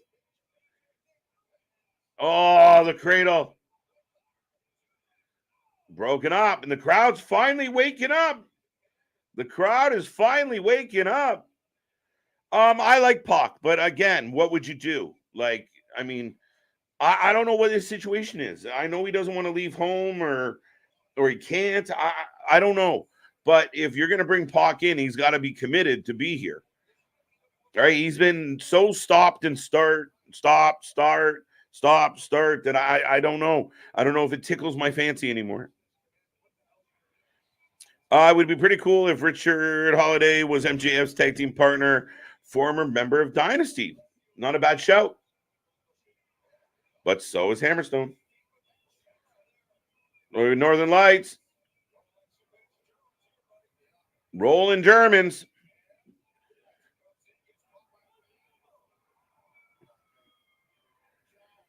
All right, everybody down. The crowd cheering. All right. I'll give credit where it's due. There's a little bit of energy to this building. Very interesting, being that the Bucks are trying to go heel. Oh, set up the Meltzer driver, another Hurricane Rana. Sami Zayn feels like the spiritual successor to Daniel Bryan, one of WWE's best wrestlers who's got over after breaking away from the heel faction, and his main focus is destroying power-hungry groups. I'll take that. Not bad shout, Richard. We got a 3. We got a 2. We got a 2. They need a booker. Okay, TK needs to listen to other people he hires to make him matches. Yeah, Steve, 100%, man. Listen, it's no different than a coach. If you're going to coach, the people around you have to be good. And you want to build the best team possible. people who build a team around them that, you know, you put people that either you don't listen to, don't have to listen to, or that you know more than, that you get intimidated by people that bring more knowledge to the table than you're going to fail. Great coaches have great people around them because they can learn from everybody. And that's what Tony needs to do. And I've said this a million times on this stream. Oh, wait. Sorry. Commander walking the ropes again into a Canadian destroyer off the back. It's funny. The crowd went quiet. And we got Jackson laying on the bottom rope like a hammock. Okay, that was an interesting move. I'll give him that. But, yeah, you got to listen to the people around you. You got to let the people around you build this up. And I have said this a million times, that Tony Khan had as much wrestling experience on his resume as I did when he started doing this, right? Like, the only thing that's wrestling related on his resume is this for 4 years. So why would you not? Like, I mean, he had William Regal. He's got Jerry Lynn. And again, I think ultimately there's too much of the wrestlers book their own shit. So there's no continuity. There's no one vision. There's no mutual, like, and not everybody's rowing the boat in the same direction. And that ends up impeding you more than anything else. Big kick. Meadow. Server kick from Nick. Oh, no sell to super kicks. No sell anything. Both people kick each other. Super kick from the other Jackson. Commander kicks. Holy shit. Knox is talking to the kid in the corner. And we get a kick to the nuts. And another kick to the just. Oh, right in the nagas. They're not getting booed. Kind of getting booed. Back elbow uses a Judas effect. Brian loves lying for clout within the company. He lost so much respect for him. I've lost. Yeah, it bothers me because I expect Brian to come out and be like, there could be better psychology to some of this. Because you know he knows it. You know he knows better. But he doesn't. And I get it. You're sitting next to a guy handing you millions of dollars. But the Young Bucks win with 2 low blows as Rick Knox was distracted by one buck. The other buck bucked the hell out of those two men. So a little bit of a murmuring. I know the announcers tried to sell. They were getting booed in their hometown, but they kind of weren't. Man, I feel like Pox, I feel for Pox since he joined AEW. He has been getting injured and visa issues 100%. I feel bad for the guy. I'm a fan of the guy. When he's dialed in, he is one of the best heels in the business. And we haven't got momentum with him, unfortunately. You got that right. Zetomero, Penta on fire. This match is crazy. Match started slow. And again, it got very spot heavy, very unorganized, but it was entertaining. 100%. I got to give credit where credit's due. It got the crowd up. Some big spots. Yeah. Just to step back and enjoy it for what it was a good match. I enjoyed it. Why do we see Commander on 99% of the TV shows? I don't know. I don't even know if he's officially in the company. That's the funniest fucking part about Commander. I do think that's something that Tony's got to iron out a little bit. Who are my guys and girls on Dynamite and Collision that I want to push? And then who are the fringe people that come in either for a surprise pop, a fun time, or to do a job? That's it. But like you said, I see Commander more than I see Wardlow. Makes no sense to me. Would WWE want Neville back? I could see Triple H being interested in Neville. I could. Would Neville go back? Again, the game changes. If Vince McMahon isn't making the decisions in creative, is distanced from the company, anybody can go back. Sasha Banks could go back. Would she go back if Vince was there? I highly doubt it. But everybody, to me, is on the table with Triple H. Triple H has been, even before all of this, if you think back to when Triple H first became an exec, he was very good at mending burned bridges. He went back, he went back to old wrestlers and got them to come to the Hall of Fame because there was, grudges that happened. And Triple H is mended. He's a good talker. He understands the business. He grew up in the business. So, yeah, could you bring Neville back, be a heel, put him against a lot of good people? 100%. I don't know what his contract's like. I don't know if he has time owed. I have no idea what Neville's situation would be. That was a cool move, without a doubt. I'm not sure which one, but I'm sure it was, AJ. I just don't see all the hoopla about Commander. Again, if you're into lucha style wrestling and spot heavy matches, Commander's great. I think I get a little concerned with Commander because I've seen him so much. There's only so many tricks in the bag, and it gets a little flat for me. Like you saw that moment tonight where, like, again, you got to find it make it feel organic. There's got to be a level of cohesion to it all when you're trying to accomplish, making it look good. But yeah, I mean, at the end of the day, fun match. I'm okay with it. Yeah. Pac versus Ricochet. Let's go. I mean, realistically, guys, what does the wrestling business look like if Randy Orton comes back? Let's say on a whim. Let's just say Punk does come back. Let's say Osprey signs. Let's say MJF signs. What are they doing? Like, what is happening in the wrestling world? It becomes a very interesting place. It's possible. That's the funniest part. Now, what if Tony signs a bunch of people? Well, we'll see. Oh.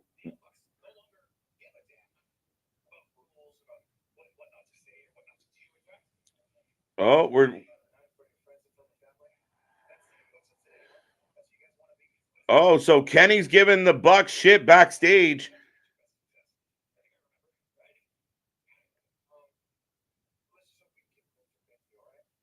Keep it clean for the pay-per-view. How do we feel about this? Pac has gotten hurt so often in his visa issues. Yeah, 100%. Who do you think takes Seth Rollins as World Heavyweight Champion after Survivor Series War Games, KJ? Who do I want? It all depends on who comes back and where they go and how it all plays out. Because I still think it could be someone like a Randy Orton. Oh, the Bucks. Oh, here we go. They're trying to create drama for the Jericho trying to get at him, looking like Sebastian Bach. Yeah, I don't care about the Young Bucks versus Kenny and Jericho. I do not care at all. Even that little segment, I don't care. Now you need Daniel with a broken arm, and I feel bad for Brian, man. It feels like every time he wrestles, he gets hurt. Is Ray Phoenix injured? Yes, he is. Sick pile driver on the apron. It was nice. Ray got into trouble after Mox incident. Yeah, I mean, not in trouble. I feel like he took heat. I mean, again, but I do believe he's injured as well. But yeah, he definitely took heat for that. I didn't quite figure it out. You can't really blame him. He's stuck in a pickle. Maybe he shouldn't have dropped him in the head twice, though. But one of the best entrances in AEW, the Bullet Club are in the house. We got Juice and the Ass Boys. The rumors that AJ Styles will return on November 17th and Randy Orton will be on the 24th and Sheamus and CM Punk at Survivor Series. Rumors aplenty, Damien. Who knows? Jim Cornette about to give this match -10 stars, 100%. Oh, yeah. Listen, I do believe that Cornette's right. When you watch that last match, I have no problem with a high spot match. I love the big moves. Sell it. Sell some shit. I don't love the super kick. I'm okay. Kick you in the knee, kick you in the joint. Sell some shit. Make me believe. I don't want to be watching a fucking, a Vegas. Wow, it's over. Squash match. So 2 squash matches tonight. WWE SmackDown is coming up. Oh, Richard.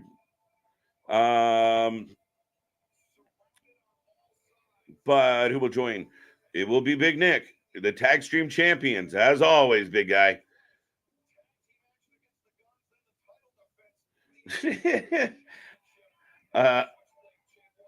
Nut kick from the Bucks. That's their heel move. But they're trying to make him heel against Jericho.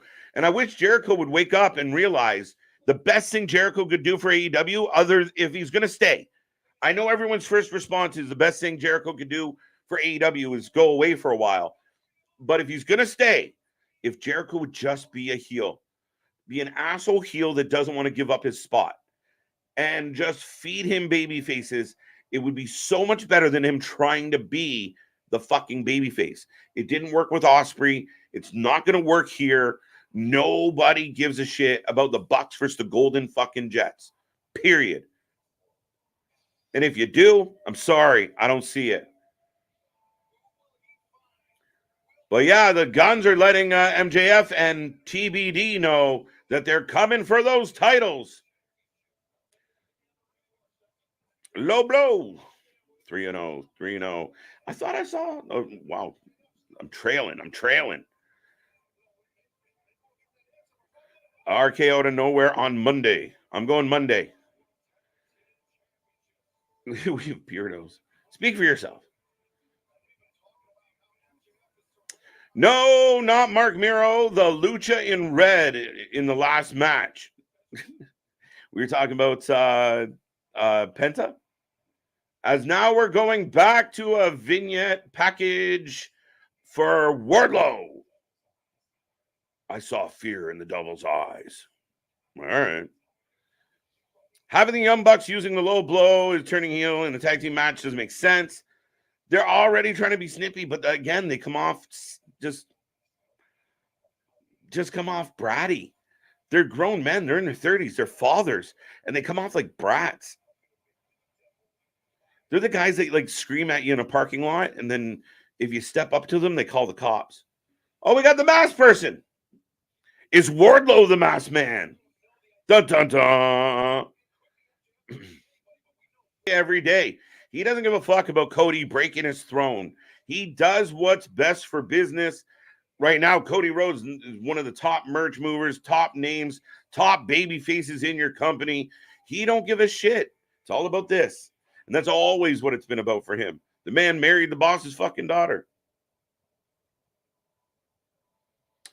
Wow. Okay, I didn't realize this was happening. So we got like Chinese food menus set up. Wardlow promo. There you go. The audience are zombies. TK making wrestling dead. It's been, considering they're in SoCal, it's been really dead tonight. They got a little lively at the end of the Young Bucks match. They haven't cheered a lot, but I will say this, and I'll ask the 60 plus people here right now. Has there been a lot of build for Full Gear tonight? Has tonight's Dynamite, heading into the main event, added extra excitement for Full Gear? Because you would imagine that's the objective, correct? Jericho and Jarrett both need to go. Yeah. And again, I don't think Jericho should never be on TV ever again. I'll give the man some credit. It's how he's booked himself and how he's used his friendship with Tony to milk every bit of this. And he's constantly in the wrong positions. And if, just like I said, if you just would have made him a heel months ago and really dug in, I know not the Jericho Society bullshit where he was kind of a heel, but we sang his song anyway. Legitimately be a fucking heel. But Jericho's on his way out. He's got his bat. He's got his look. He dressed up for the occasion. Winnipeg Hogan. I like that. Jarrett Hogan is still my favorite. I wonder if I can copyright Jarrett Hogan. Piss him right off. That match was pointless. We've had two of those. And I'm not going to complain in the sense of, again, you gave them a win, I guess. That's the point of it. They gave him a chance to yell at Maxwell. We've had no Maxwell tonight. 2 jobber matches tonight in the show I did not like. I don't mind the Joe one because Joe's just a monster. And again, I understand. But look, Jericho's on the fucking runway and just dragging the whole fucking song out. Oh, I hate it. Let's fucking move the show along, folks. Here comes the MVPs of Collision. It's hilarious. With Larry.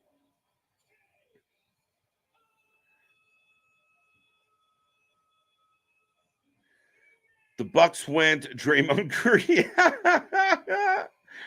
Jericho versus the Bucks. No, Jericho and Kenny versus the Bucks at Full Gear. But they're in a 8-man street fight with the Big Show tonight. So I get the continuity here. I know people tell me I'm being picky, but damn it. I'm not looking forward to Kenny Omega and Chris Jericho versus the Bucks. I'm not. Oh, that is a big suit. So Kenny and Ibushi showed up in wrestling gear. Jericho and the Big Show showed up in suits. What? Why? By the time Bryan Danielson wins the title, he will be in a body cast. No shit. I don't think he has any intention of winning the title. I think he just wants to put people over. That's like his whole mission in life. He's like the Mother Teresa of fucking wrestling. The Young Bucks believe they're the show. They know they're not. That's the best part about the Young Bucks in 2023 is they know they're not what they were. Oh, Kyle Fletcher getting clapped. I will take a prediction. I have a feeling the Young Bucks are going to show up. The Men in Fake Black. There we go. Sega. Fletcher off the stage through a table. Big Show gets a final entrance. What the fuck? Are you kidding me? You guys can barely walk. Oh, they're leaving. They're just leaving. See, this is how you cover up that the Big Show can't walk, is he gets to go sit down now. Paul Wight is 5-0 in AEW. I didn't even know that. Brian Cage and Ibushi are in the ring. Cage is wearing Sega pants. The heels of the situation are wearing sponsorships. I can't believe Jeff Jarrett tried to get Jim Cornette. Yeah, that was tongue-in-cheek, Larry. Tongue-in-cheek. And you know what's going to get clicks. Don Callis family for the win. The suits are horrendous. I just don't get it. Everybody's in wrestling gear except 2 guys in suits. And I get what the video game is, but the visual didn't make sense. Why were they all not in suits like they were earlier? Or at least, come out with like the tie loosened and I don't know. But we got Kenny and Ibushi taking out Takeshita right now. Some nice tandem offense. The suits and the costumes making me, the whole situation makes it hard. Like they didn't even you're just kind of used to WWE, like when they do a sponsor thing, like it's around the knee, like Golden Grams is in your face all the way around the ring in, LED. These guys got some cardboard printouts from Staples of like, oh, look, we are definitely representing a street fight.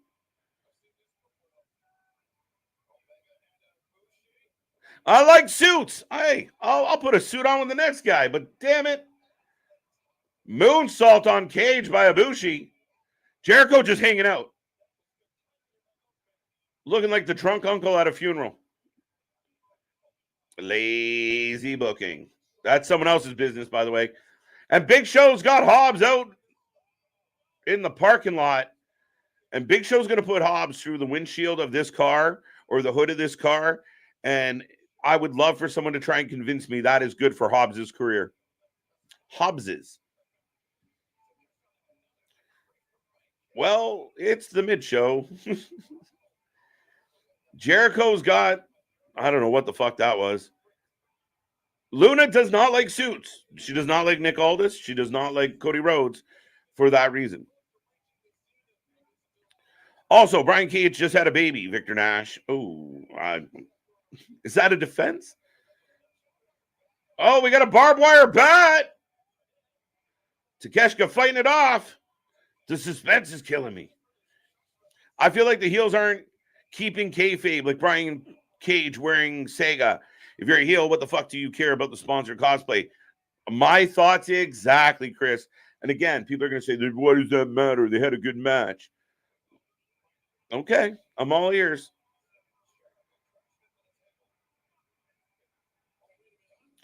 Prediction, this might be worse than the main event on wrestling this year. Holy fuck. Ibushi's got a bicycle and a pipe.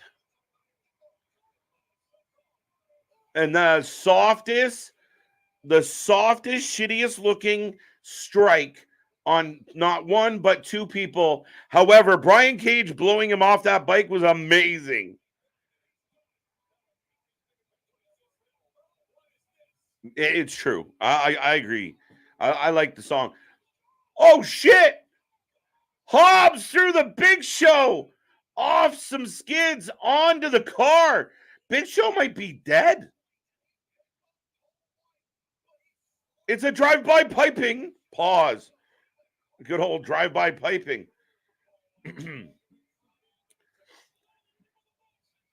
Takeshita using the bicycle as a weapon. Jericho been mildly involved in this. He's got a bike. It's Devo in the house.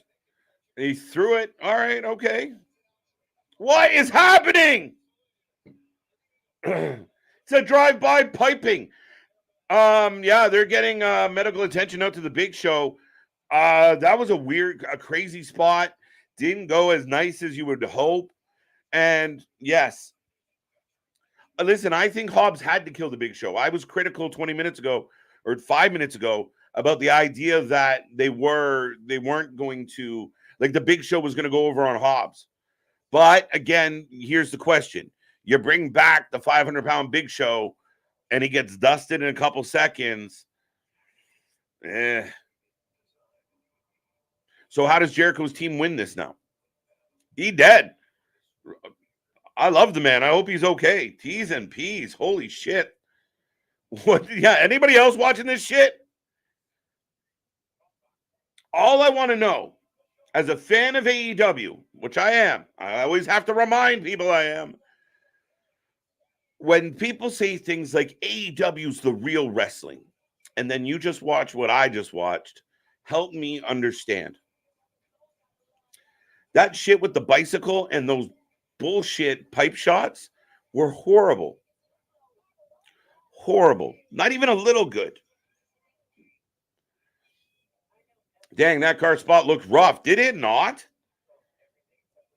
I feel like he hit more of the side of the car than he did the middle where they were aiming. But he a big dude that can't jump. Storyline. Help me. What storyline? Help me. What do you mean? What do you mean? What do you mean? I want to talk about it. Rest in peace. That's the storyline. Oh, shit. Last time the Big Show had a storyline involving a funeral, it didn't go well either.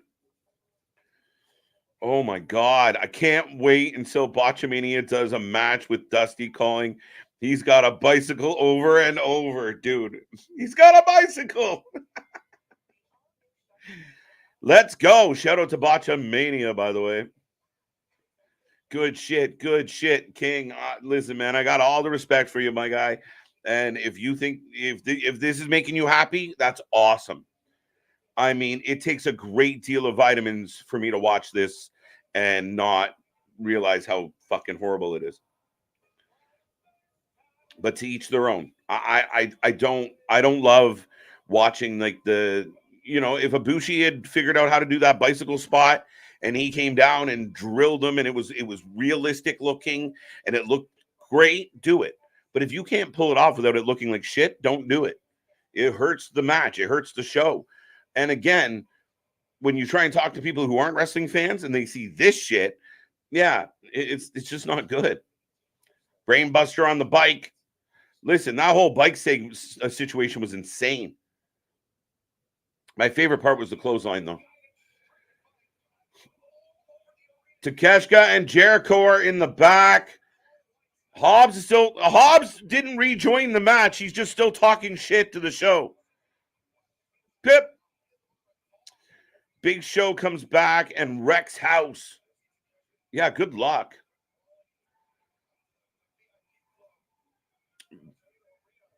That bike spot was not worth it. Dangerous angles. What's the payoff? And again, do I want to remind everybody? Jericho and Kenny are feuding with the Bucks. So help me understand why this is happening now. Anybody see the problem there? Anybody? Am I crazy? Am I just talking out of my ass? The Bucks aren't even involved in this shit. Where's the rivalry? Are we not selling a pay-per-view?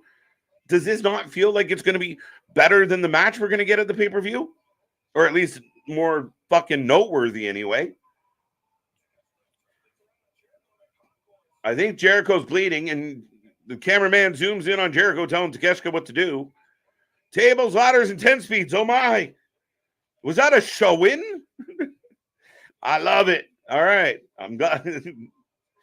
Yeah, this is a WWE produced match. Why is this a WWE produced match?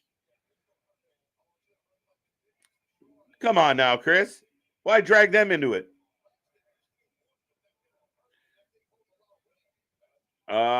Cage. We had a double suplex on the milk crate.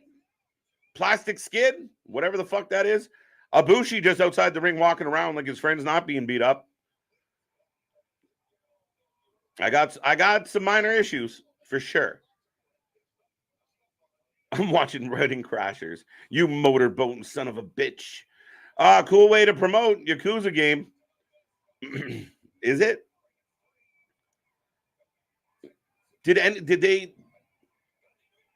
I guess. Oh, Omega up and over, slips, but gets back up. Snapdragon on Cage. This is a shit show.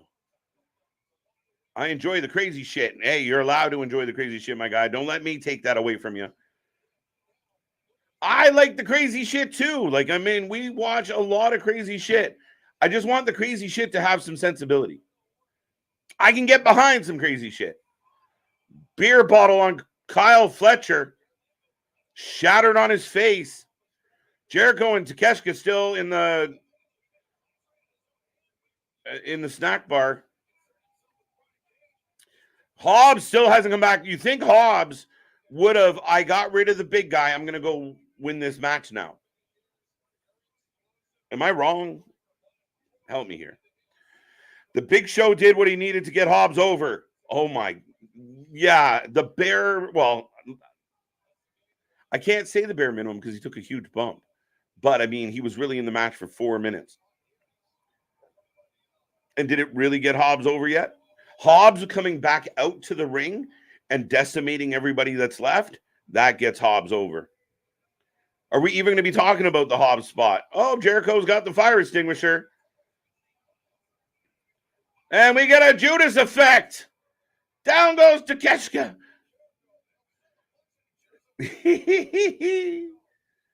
Kenny Omega's holding his hand. I think he cut it on the beer bottle, to be honest. We're looking for a golden trigger. Pause. I love me some death match, but this is not, no. I would argue, there's Hobbs. There we go. There we go. The Big Show, KJ. The Big Show. Now I got to connect pieces. Storyline. Yeah, no, 100%. What's up, John? How you doing? Safety is the key. Kyle Fletcher is bleeding. No blood at. Where's Moxley when you need him?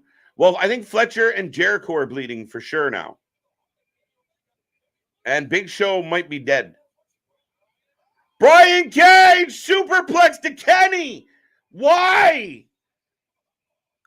Through 2 tables. Spinebuster from Hobbs as we go to, what else can happen? We're in picture. Holy shit! The bike is from the Yakuza. Okay.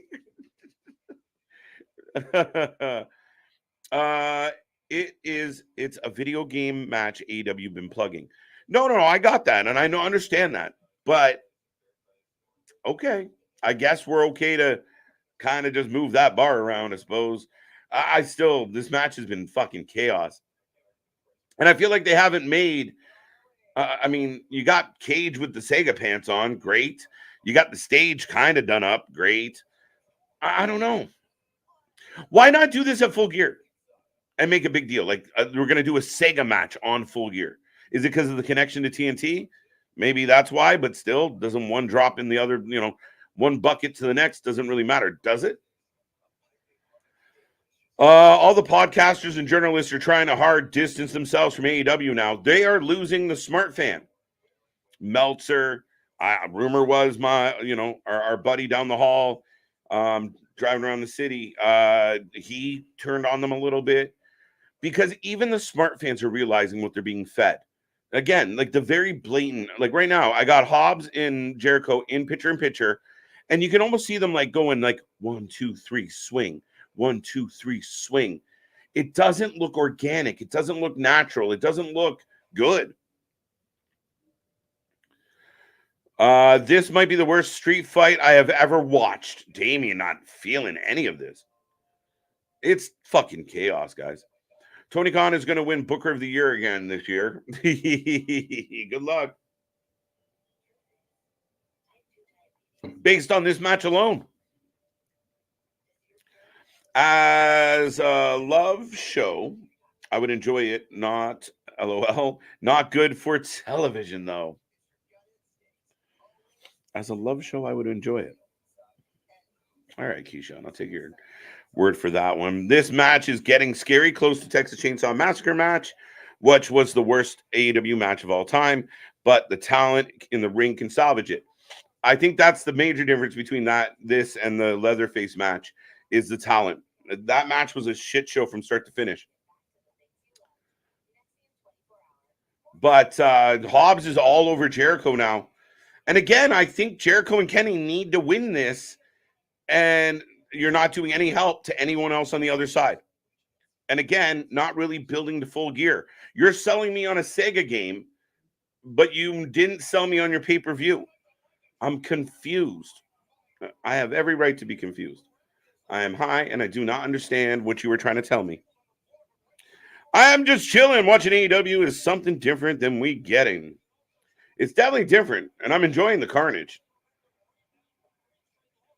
That's the first street fight. Year one AEW is better than this. Yeah, I think we've had better. Oh, Kenny planting Cage. Snapdragon from Fletcher on Kenny. Is Kenny going to be able to wrestle next week? Or Saturday? Like Kenny is taking, I give Kenny Omega tons of marks. He is taking an absolute beating. He's yelling for the doctor. I think his hand's bleeding pretty good.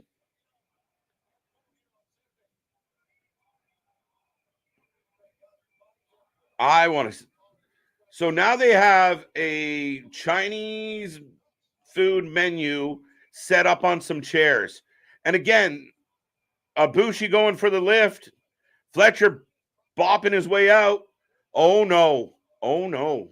Oh, no, no, no, no. We're getting a tombstone, guys. Oh, my God. A tombstone to Ibushi off. Holy shit, indeed. And not...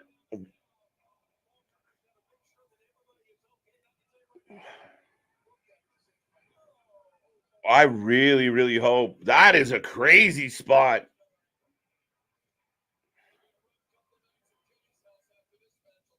Yeah, no shit.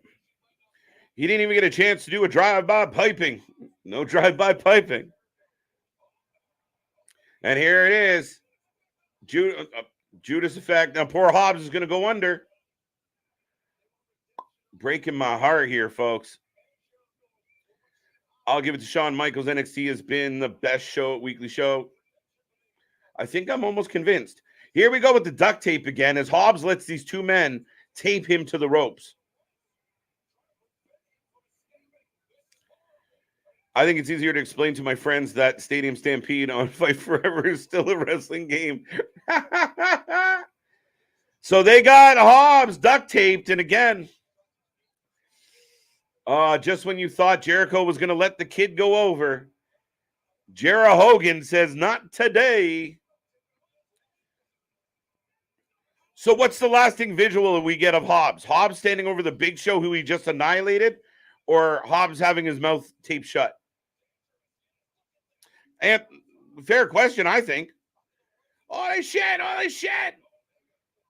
Fletcher is busted open. You're going to need it. Fucking A. This is still going. We still got time.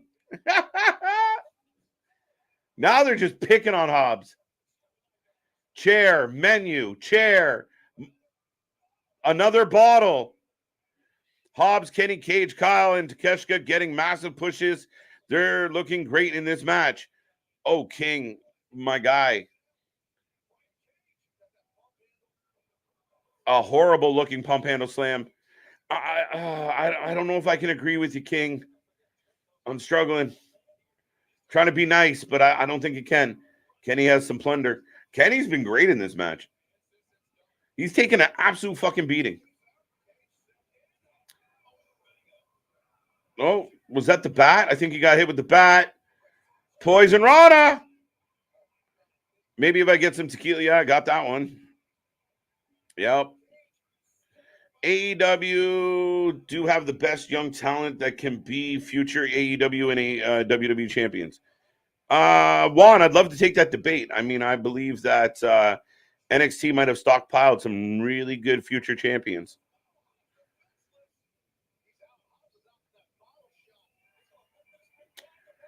Oh, cage up.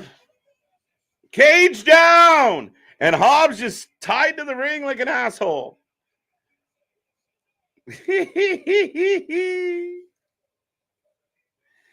Never, ever, never. Jericho does whatever Jericho thinks is best for him.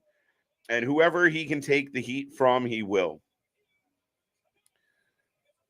William Hobson. What's your name?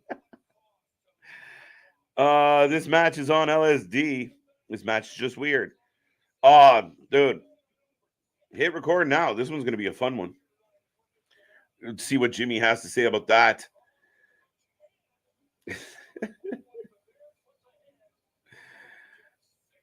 AEW do have, yeah, I already answered that one.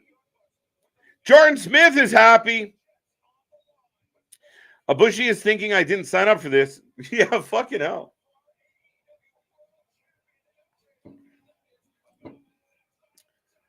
So after everything, we are ending the night with MJF up next. What the fuck?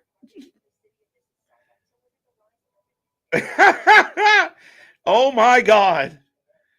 Yeah, just this match brought to you by Duct Tape, Schwinn, fucking Red Green. Holy shit. That was chaos. I hope the Big Show's okay. That was a crazy spot, which I think should have been the lasting. Maybe do that near the end. This way, the lasting image of Hobbs is standing over the Big Show, opposed to him taped to the fucking ring like a bitch. Oh, man. Jericho's creativity is just fucking magic.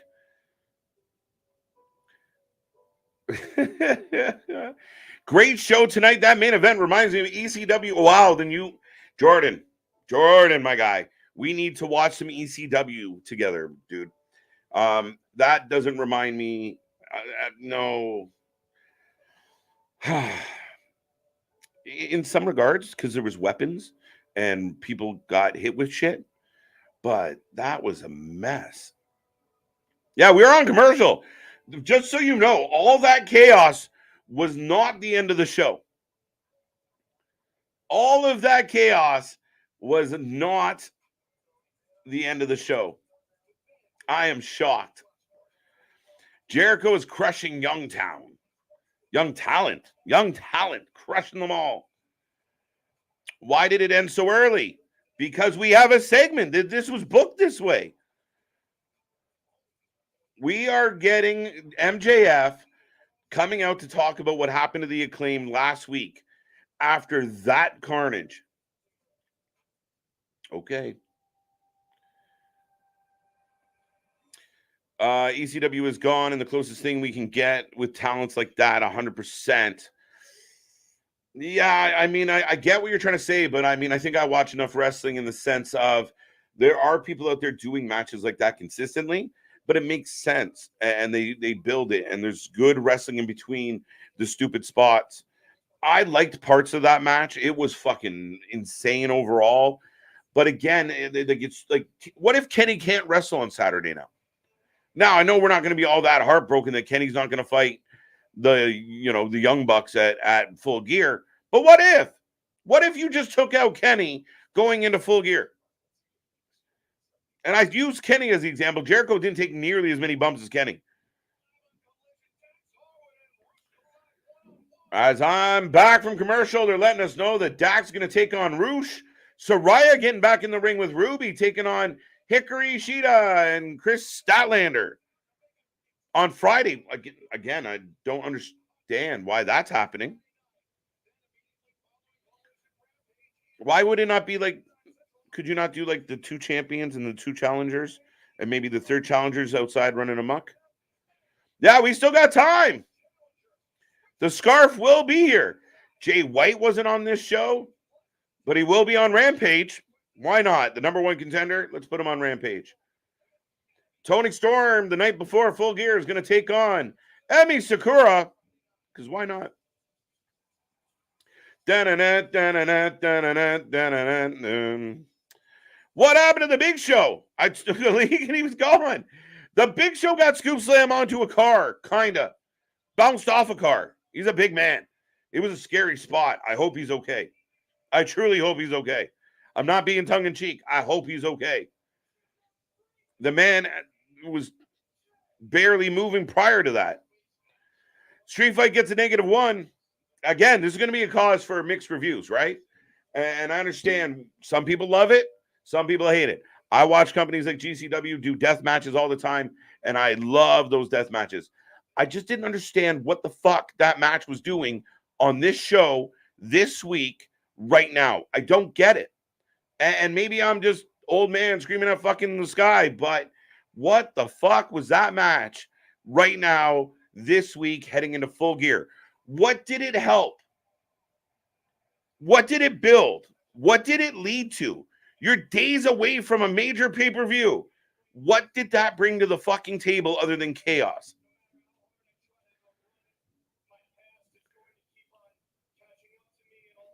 MJF here talking about his past. Woo! I'm out of breath after that shit. I will take GCW deathmatch over a street fight in AEW. Listen, AEW's done good street fights. They've had some gimmicky ones, but it's the shoving in, and it doesn't all add up. Dax versus Rush should be a good match. I'm with you on that, King. We can agree on that. KJ, with all the painkillers nowadays, Kenny will be good. Yeah, no shit. Get out that CBD rub. I think MJF is coming out to announce his tag team partner. That'll be interesting. We'll see.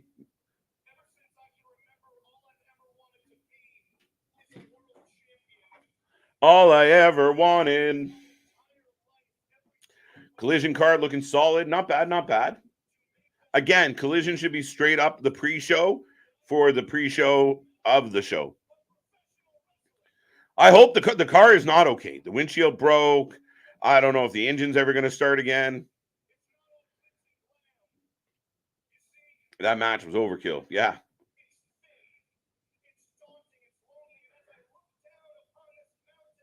But it's like for me, the match, like the one we just watched, it's like they have a checklist of the things, of the spots. Did we get the fire extinguisher? Check. Did we get the broken bottle? Check. Did we get something to be suplexed on? Check. Did we get a table spot? Check. Like, they got to do all the things. But I'm trying to hear. I'm going to try and pick up on a lot of what he says here, guys. I'm going to let you guys down. Those 800 people better wake up. KJ reminded me of people stopping watching AEW and a bike and a ride. KJ reminded me of people to stop watching AEW and ride a bike. There you go. But again, what I think they should do is, if you're going to do a drive-by bicycle spot, maybe do that in the back so you're not going down a ramp. But if you want to do it down the ramp, practice and see if it works. Instead of doing it on national TV and it looks fucking brutal. Brutal.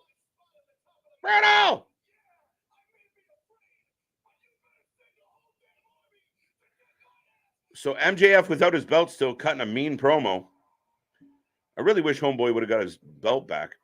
Just my opinion. We're getting some MJF chants. They show the crowd and half of them are crossed-armed.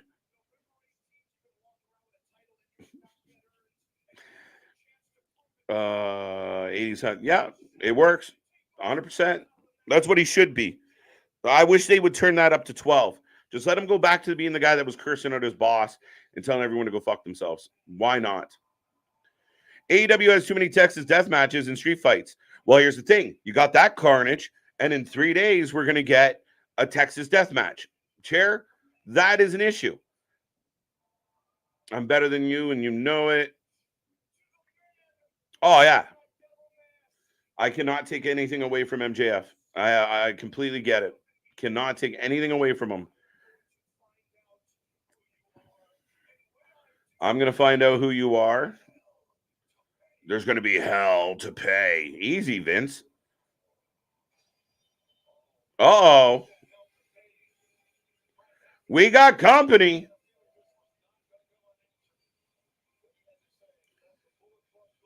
Here comes the Bang Bang Gang, or it's just Jay White.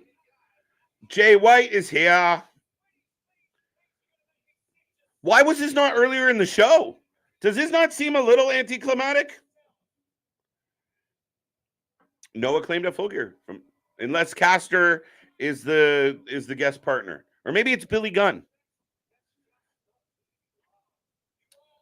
MJF has that look. Oh, 100%. And that's what he should be. He should just be a dick.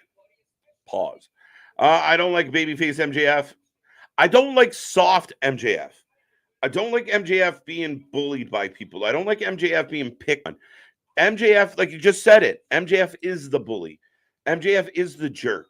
MJF is the one that outsmarts you. And here's a man walking around with his belt for the last month, and he hasn't found a way to get it back. That's a tough sell for me. I want MJF to be the devious, mean-spirited Grinch that stole wrestling every fucking week. I don't want him to look soft. And still no kitchen sink. No. Just about, though. Done. I know who the devil is. I know who the devil is. JV, I can't wait to hear this theory. And the bicycle, check. Oh, yeah. Don't forget the bicycle, Steve G. Yeah.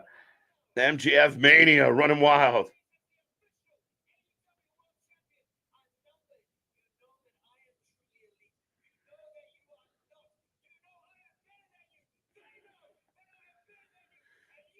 Jay White cutting it hard.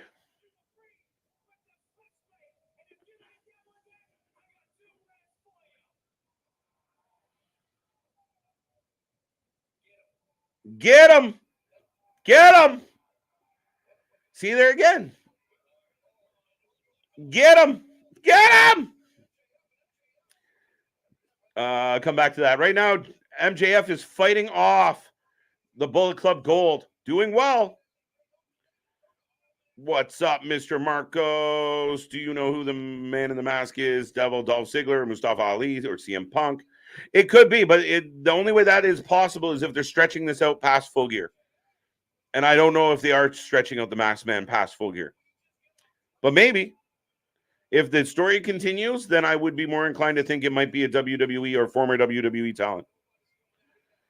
No one's coming out to help MJF, according to Taz. Jay White is here. Yep, laugh my Switchblade is versus MJF. I can see interference. I expect interference, unfortunately. And they're counting him down. Jay White again. Did Jay White get no reaction? Pretty much. They cheered. They actually cheered a little when he said, "I got 2 words for you," and the crowd went, "Guns up." That's really all he got. A very flat ending. Yeah. Again, how do you get into this promo? How do you get into this segment after a drive-by bicycling? Fuck, a drive-by piping. Jay looks good with the belt. I like Jay White, man. I know it's not coming across very well to certain people, but I think he's a talent. I really hope they tear it down. And there's Joe in the back. What a weird ending to this show. MJF has split personality. Doesn't make sense. Adam! Sister Abigail, always. I like it. Bang, bang, gang. All right, folks, that is the end of Dynamite. So let me know. What do you give that show out of 10? I don't even know where to begin in evaluating this show. It was all over the fucking place. Here's my biggest question as you give me your rating tonight. Did it help sell the pay-per-view? That is my biggest question. What up, Jay? Good night, Brandon. Brandon said, I'm not even giving a rating. I'm out. What is your rating out of 10? New folks, old folks, all folks. What do you got? Am I crazy? Am I seeing this wrong tonight? Like, did the ending kind of feel very flat because we just had carnage and chaos right before it? Whew. It's a rough one.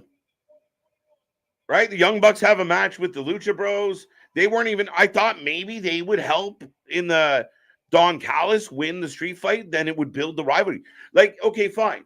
You have the street fight 4-on-4. Here we go. Everybody's brawling. The Bucks slide in right at the end, kick a couple golden jets in the nuts, and then we move on. Is that not a better ending? Because then they lose, and now they're like, oh, shit, come Saturday, the Golden Jets are going to want some revenge. I don't know. I don't know how the Young Bucks tie in to the Callis family. I feel bad for Hobbs. Hobbs went from looking like a complete badass to looking like a dork in about 7 minutes. Big Show's return was interesting, and I hope he's okay.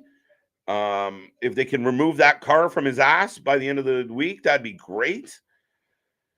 Whew, that was hard. Jay looks good with the belt. I agree. Fans are very quiet, but are on their feet. It was a very quiet crowd tonight, guys. Now, is that just, you're going to blame SoCal, which I believe that's where they were, or do you blame what they were given? The Red Velvet Sky Blue match was average. I saw better matches last night on NXT when it comes to women's wrestling. Didn't love the match. Sky Blue was the obvious winner. Didn't tie it into the story. There was no Julia Hart present. There was no tease. There was nothing. So they didn't really build that up for the pay-per-view. Didn't like the ending of this much. Yeah, I'm struggling with that, right? Like, how do you come off, you know what, we're going to do an 8-man street fight where we're going to tear the arena apart. We're going to have bicycles and cars and chairs and tables, oh my. And then we'll do a promo segment with Jay and MJF. That's how we should go off the air.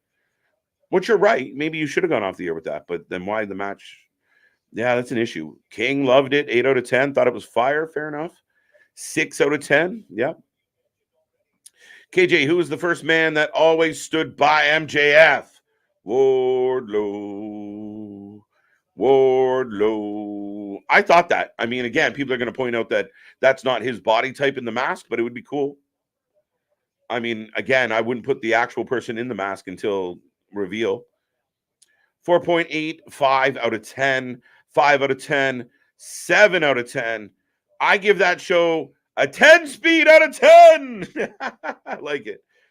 3.5, 7.5. I feel like after half of the go home show, I want to watch the pay-per-view less than kind of. I want anybody out there can give me a moment tonight where you were like, that made me look forward more to this. And I might have the answer. I kind of liked Hangman and Swerve. I still want to see that match. I just wish it wasn't a Texas death match. A Texas tech match. The double is Samoa Joe. Can't be. Well, I mean, it could be. Doesn't really make sense, but I don't think so. I don't like the idea of Joe being the double. He's a badass already. He doesn't need the mask. Right? Joe's the guy that gets up and smashes you in the face. And if anybody's wondering if MJF or Jay White's going to win, I think tonight completely foreshadows MJF winning. 4 out of 10, dragged horribly. I'm with you. 5 out of 10. 5 out of 10. 5 out of 10. There we go. But at least we got the main event match of the year, KJ. Oh my God. I know some marks are going to go crazy and they'll be like, that was so cool. Maybe I'm just at the point intellectually where I need a little more than what that was. It's fucking nuts. 6 out of 10. The video game match left a sour taste in my mouth. It's too late at night to make a joke there. 6.5, no setup. What do you think about WWE selling 16,315,000 KJ? Come back to me. Are you talking about the shares, stakes, holds? I have no idea what those figures are. 10 out of 10. Featuring John Cena. John Cena's in the mask. 5 out of 10. He lied. He's not going back to Hollywood. The double is MJF and his goons are the Bullet Club Gold, turning on Jay White. That would suck. I think that would be terrible, especially after what we just watched. I don't like it. I mean, there has to be some rhyme or reason to it, JV. If MJF is the devil at this point, I think it's fucking horrible writing. And I've had this argument already, but I think MJF has already been the devil. We know you're the devil. We haven't forgot you're the devil. You keep reminding us you're the devil. So to be the devil again, redundancy at its finest, and I don't like it.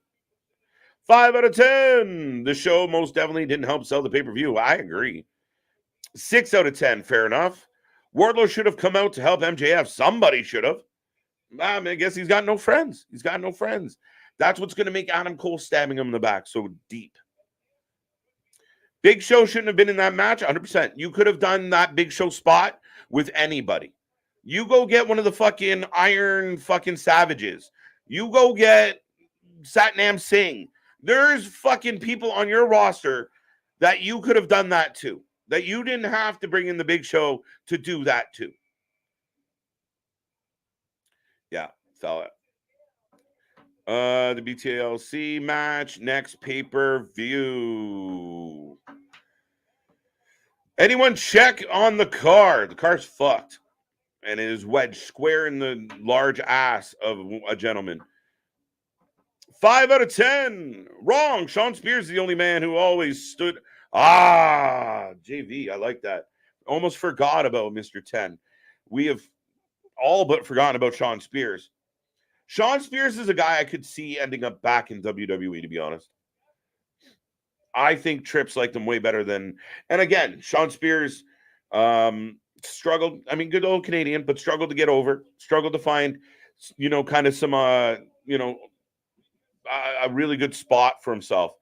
I think a return to the WWE could work well for Sean Spears. This show was awful. Only thing that meant anything was Swerve and Hanger. Sky Blue versus Red Velvet went 12 minutes. Why? I agree. Great show. God bless you all. Good night. Good night. All right, I'm going to kind of click down on these. I'm going to give this show 5 Sega games out of 10 bicycles. Yeah, to me, it's a mid-show.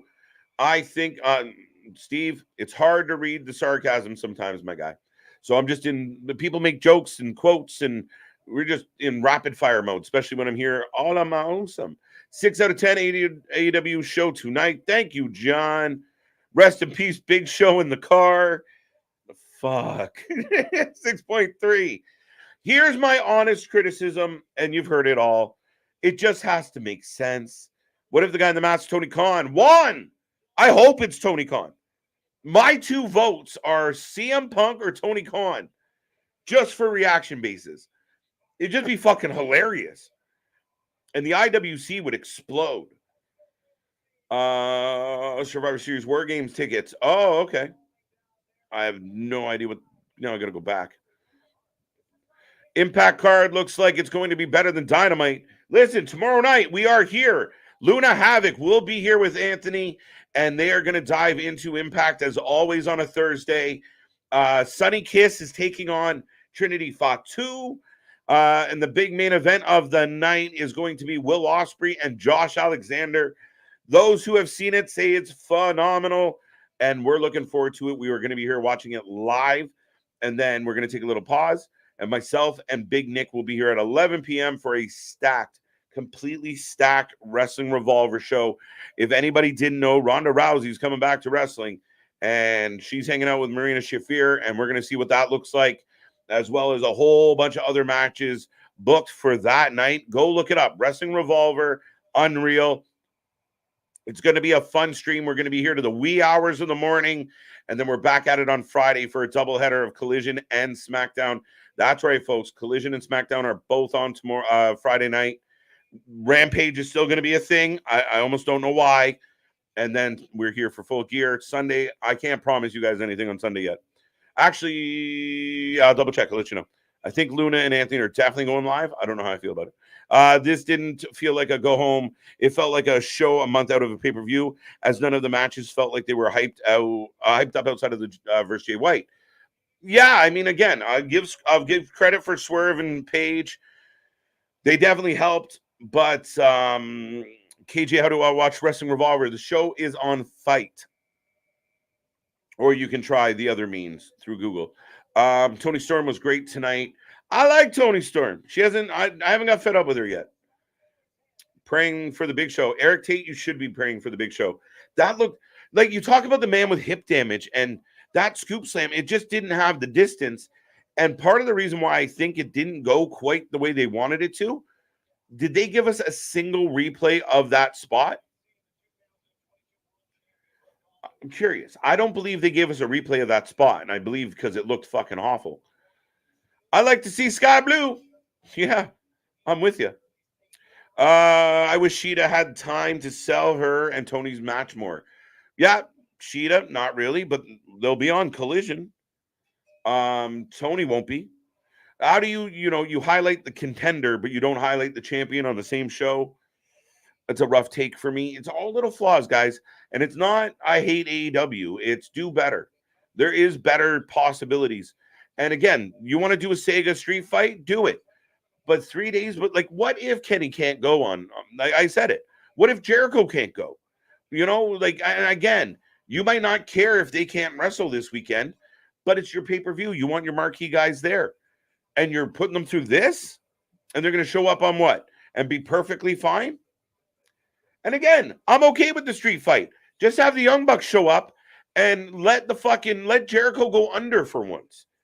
Because, guys, this is the last thing I'm going to say, and then I'm going to quick click and then get out of here. But think about this. For any time that you thought Jericho put someone over, Action Andrade, MJF, whoever, Jericho always gets the last laugh. So Hobbs destroys Jericho. Jericho embarrasses Hobbs. It's Jera Hogan. And that's what it is. Jera Hogan is running wild, and he is one of the biggest problems with AEW. He really is. He is overutilized. You see him too much. You hear him too much, and he sucks in 2023. Period. And you guys can clip this and send it to him. Fuck. It's ruining my wrestling. Got it. All right. All righty then. Good night, folks. Ladies and gentlemen, thank you for being here again tonight. Same bat time, same bat channel tomorrow. Myself and Big Nick, Luna Havoc, and Anthony, thank you all for joining the Wrestling for Life Network. This was a fun one. It was chaos. Might not be the best ratings, but it was something. We will be here all week long, like I've said a million times tonight. Make sure you be a friend, tell a friend. The nicest thing you can do for us is take our link and drop it in places that you talk about wrestling. And until next time, I will see everybody on the flip side. Come back tomorrow. Double bill. It's going to be a good one. Oh, my God. Where's the button? Thank you and good night.